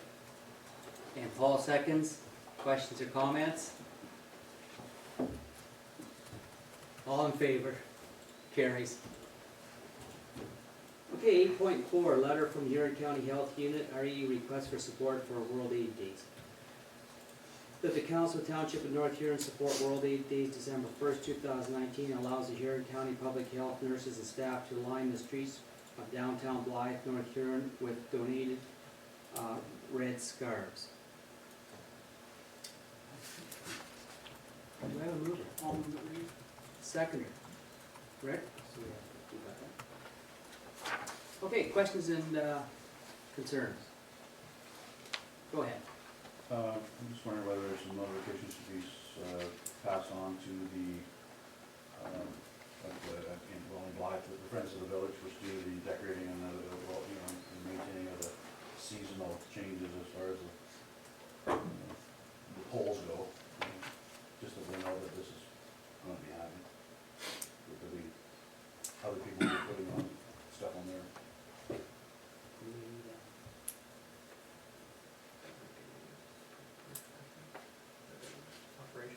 Operational. Okay. Any other questions or concerns? Seeing none, I call the motion. All in favor? Passes. 8.5, Hutton Heights, Crawford Street, water main, and Dwayne, you can take this one away. Sure, so, Council, as you may recall, you've given direction for the completion to B.M. Ross and Associates to do the design work for the water main and sanitary line to service the Hutton Heights property. So that direction that was given is out Highway 4 and down Lloyd Street to the property itself. In discussion, previous discussions, Council asked for a cost estimate to do the design work along Crawford Street, and Crawford Street runs parallel to Highway 4. So what you have before you is a price quote from B.M. Ross and Associates, and you'll note that the additional cost to do the design work along Crawford Street is $17,000 plus HST. And that's Crawford Street from one end of Crawford, where the undeveloped portion, straight through to the other end of Crawford, which is fully developed. So council indicated that they would like to see the price quote before deciding whether or not they wish to give that direction, and so we have that information now before us. And so just in terms of, we've committed to approximately $95,000 on the design work thus far, so this would be $17,000 above and beyond that 95. Do we have somebody that wants to put a motion forward? I will read out. Okay, Trevor, seconder. Paul, questions or comments? Go ahead, Trevor. Yeah, really the comment to me is that I think this was just a need in order to do this kind of engineering, in the sense that we're already doing the engineering all the way to the new Hutton Heights property. If at any time this council or future councils or developers or whatever the case may be, wanted to connect their properties to a sanitary and water system, this work would have to have been done anyways. So in my mind, if we're already doing the work now, at least now the work can be done and then allowed for those developers or owners or whatever the case may be to then not talk about how installation may happen at some future date or whatever, or never. But at least it's then engineered so that we don't have to go through this work again. And I would argue that probably if we were to do that Crawford Street part on its own, it would be more on another, at a later date, it would be more than $17,000. That is my opinion. I don't know if that's accurate, but I suspect it would be. Any other questions or comments? Seeing none. I call the motion. All in favor? And it carries. Council reports, Reeves activity report. Well, as everyone at this council knows, we've been working on our strategic plan for 2 days, and it went very well, and we're just waiting to hear back. I had the fun of going over to the Rutabaga Festival in Blythe on Saturday, toured the plant, and spent a little time on the streets talking to some folks, spent a little money. On Saturday, or the one day I sat in with the BIA, the Blythe BIA, over the street parking, and it was nice to actually get to meet a few people and socialize a bit and get an idea of what's happening. And I do appreciate Kevin allowing me to sit in on the meeting with him. He's the BIA rep for that area. I have met with John Marshall over an economic development plan that the county was putting together. John is head over the Economic Development Committee, I believe it's called, and a great number of volunteers that are very wise. They put a proposal forward, and there's 3 of us counselors at the county level that had a lot of questions, and we seem to be getting an answer on the questions now. So we'll see where that goes, but it was a good afternoon to meet somebody that's working at a, she'll call it a different level, but it's basically economic development, the same worries and concerns that we all have, because all of Ontario and all of Huron County has the same problem. We're short of houses. We can't have economic development if our factories don't have anybody to work there. So we're really appreciative for all the help that's giving with that too. And that's about it for me. So, council member reports, verbal or written updates from members who sit on boards or committees. Go ahead, Kevin. Thank you, Rick. Start off with the Blythe Business Association meeting. We had some great news through the festival. They had 23,000 paid tickets through the festival this year, which accounts for them being open just a little bit longer, and they're trying to extend that season a little bit further. On the theater note, they're also having, for the council's information, they're revamping the Dickens Classic of the Christmas Carol to the Huron County Christmas Carol at the Blythe Festival. It's going to run from the November 28th to the 22nd. I think the local people will find some humor in it. They're revamping it to have some more local flavor as far as the characters go, and some twists along the way. And also with that, the Blythe Christmas Parade is going to be on the 7th of December at 9:30. And that day there will also be a matinee of the Huron County Carol.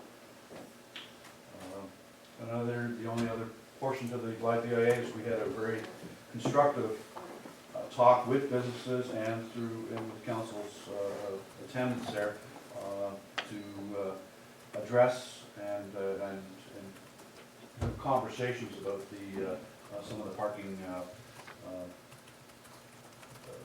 strengths and weaknesses that we have in Blythe as far as the theater goes, and with the crosswalks and the sidewalks. Just want to say that I was pleased to see both sides going at it in a very constructive way and willingness to move forward on some of these issues, that things go much smoother when both sides are pulling in the same direction and are willing to look at the areas that need to be looked at. That's my report. Anyone else reports from committees or seeing none, we'll move on. Oh, sorry, go ahead, Nita, sorry. Yeah, physicians recruitment at the Western Discovery Week, that's when university students come in this area to expose them to rural and rural medicine. The summer camp was there too, very well attended, 11 students from all over southwestern Ontario. There was grade 7 to 12 children that are interested in healthcare. This fall we will organize the Doctor Appreciation Lunch. There was a recruitment bursary for a high school student that is going into a healthcare career, and the committee had a raffle with that brought in $1,535, so they're supporting their wish a little bit. Good. Anyone else? Seeing none, we'll move on. Comments from members. I just want to make a comment that we've got the Christmas parades coming up. I'm not sure, North Huron, are we going to be putting, anybody interested in putting a float in the two parades? Or doing anything with it? Go ahead, Trevor. Normally what has happened is council has usually, in the last couple of years, the council has walked because the old fire truck wouldn't make it. So council has walked the parade route with, and providing, in the past, the clerk has provided the council with, candy canes or something to hand out on those days. I suspect that council would like to be a part of it again, as we have been in the past. We've always been, so I know I'm planning on being there as a representative anyway, so I suspect that would be the case. Okay. So we don't put a float together at all, it's just walking? We've got some time to think about that. I was thinking about borrowing your bike and just pulling a wheelie down the main street. I've already got a. Any other comments? Go ahead, Anita. Just wanted to know that, that Maitland Valley had their fall color tour yesterday. It was very well attended. They were wearing rice and hot cider and a lot of information. Really great day, great opportunity for people to showcase their natures, and it was really good attended. And I went to the Belgrave Arena Board meeting. They have they established a new award, the Jim McGee Community Volunteer Award. It's the first time, so they awarded it to the McGee family. It was really, really nice. Jim McGee, he was killed in an farm accident, and he was a really big volunteer for the Belgrave area. And the family received the award and had a little get together. It was really nice. It's just that the whole board is a really amazing group of community volunteers that work hard to make Belgrave a better place, and not just the North Huron part, but really the whole area in East Orange too. It's really nice. Go ahead, Kevin. Just as a comment from a member. I would like to congratulate the Annie Sparling from Blythe and her crew on reestablishing the Rutabaga Festival. It was a great success. The vendors that I talked to, I watched the food vendors pack up and leave because they had sold everything that they had. And was not able to function anymore. The entertainment was wonderful. The whole side street had vendors down it. Great entertainment. The truck sold out. It was given to a fellow over by Lucknow. On it. The reestablishment of it, of an older tradition in Blythe was great to see the enthusiasm from everyone coming out, getting dressed up, and I know the Hubbard family probably were tickled pink with the amount of people that came through their plant for to see how they're actually done and what their sales base and people that they sell to were. it's just fun to watch a community come together. I believe the Lions had a good turnout at the Refreshment?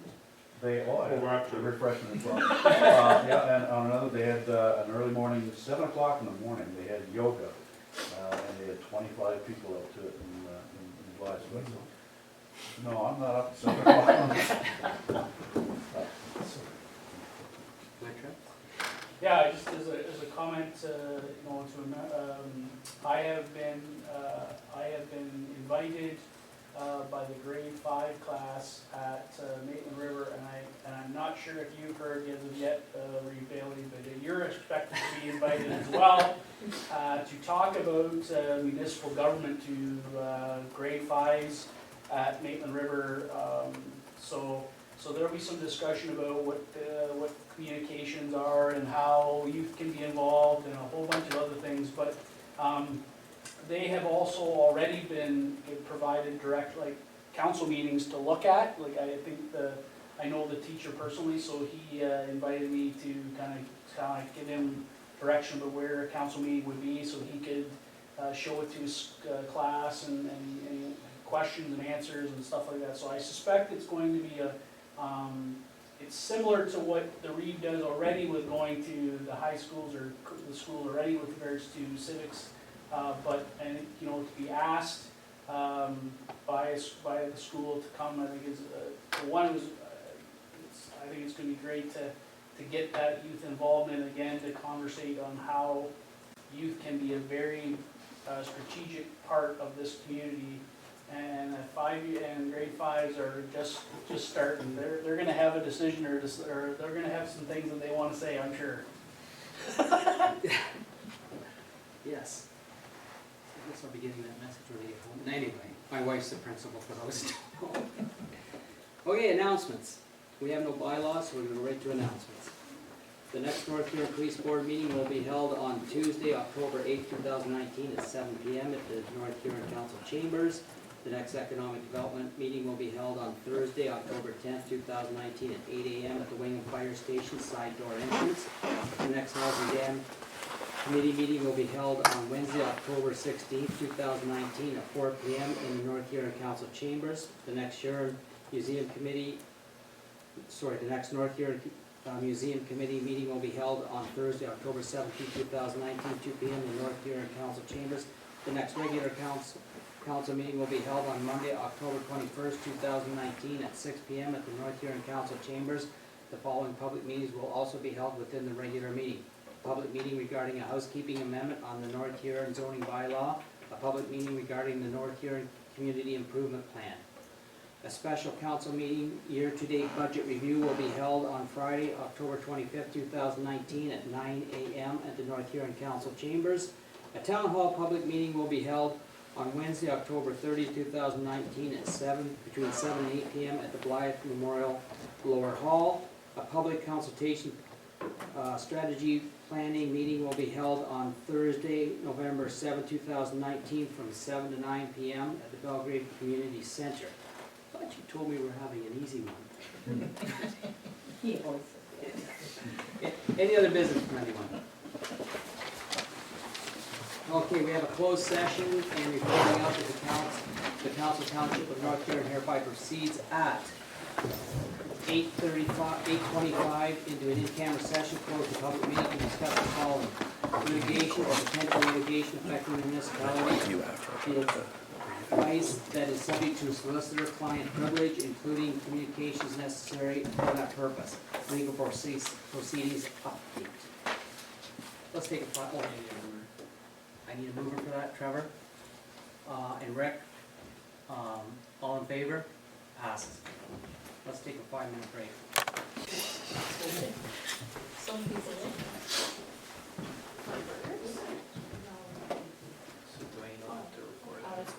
Would you report out for us, please?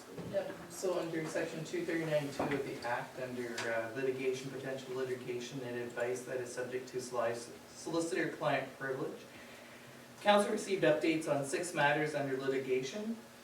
Council also received draft minutes which are currently being discussed to settle one of those claims. Thank you. So, continue. Oh, I want to put my own open section away. Bear with me, folks. Confirmatory bylaw number 96-2019 being a bylaw of Township of North Huron to confirm the October 7, 2019 actions of council of the Township of North Huron.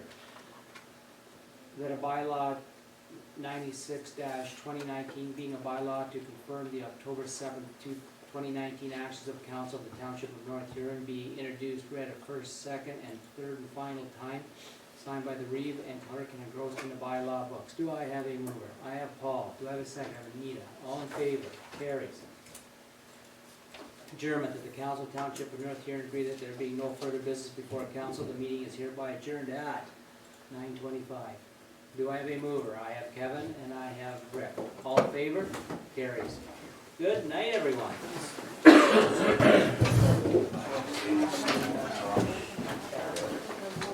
Oh, yeah, I just sent it.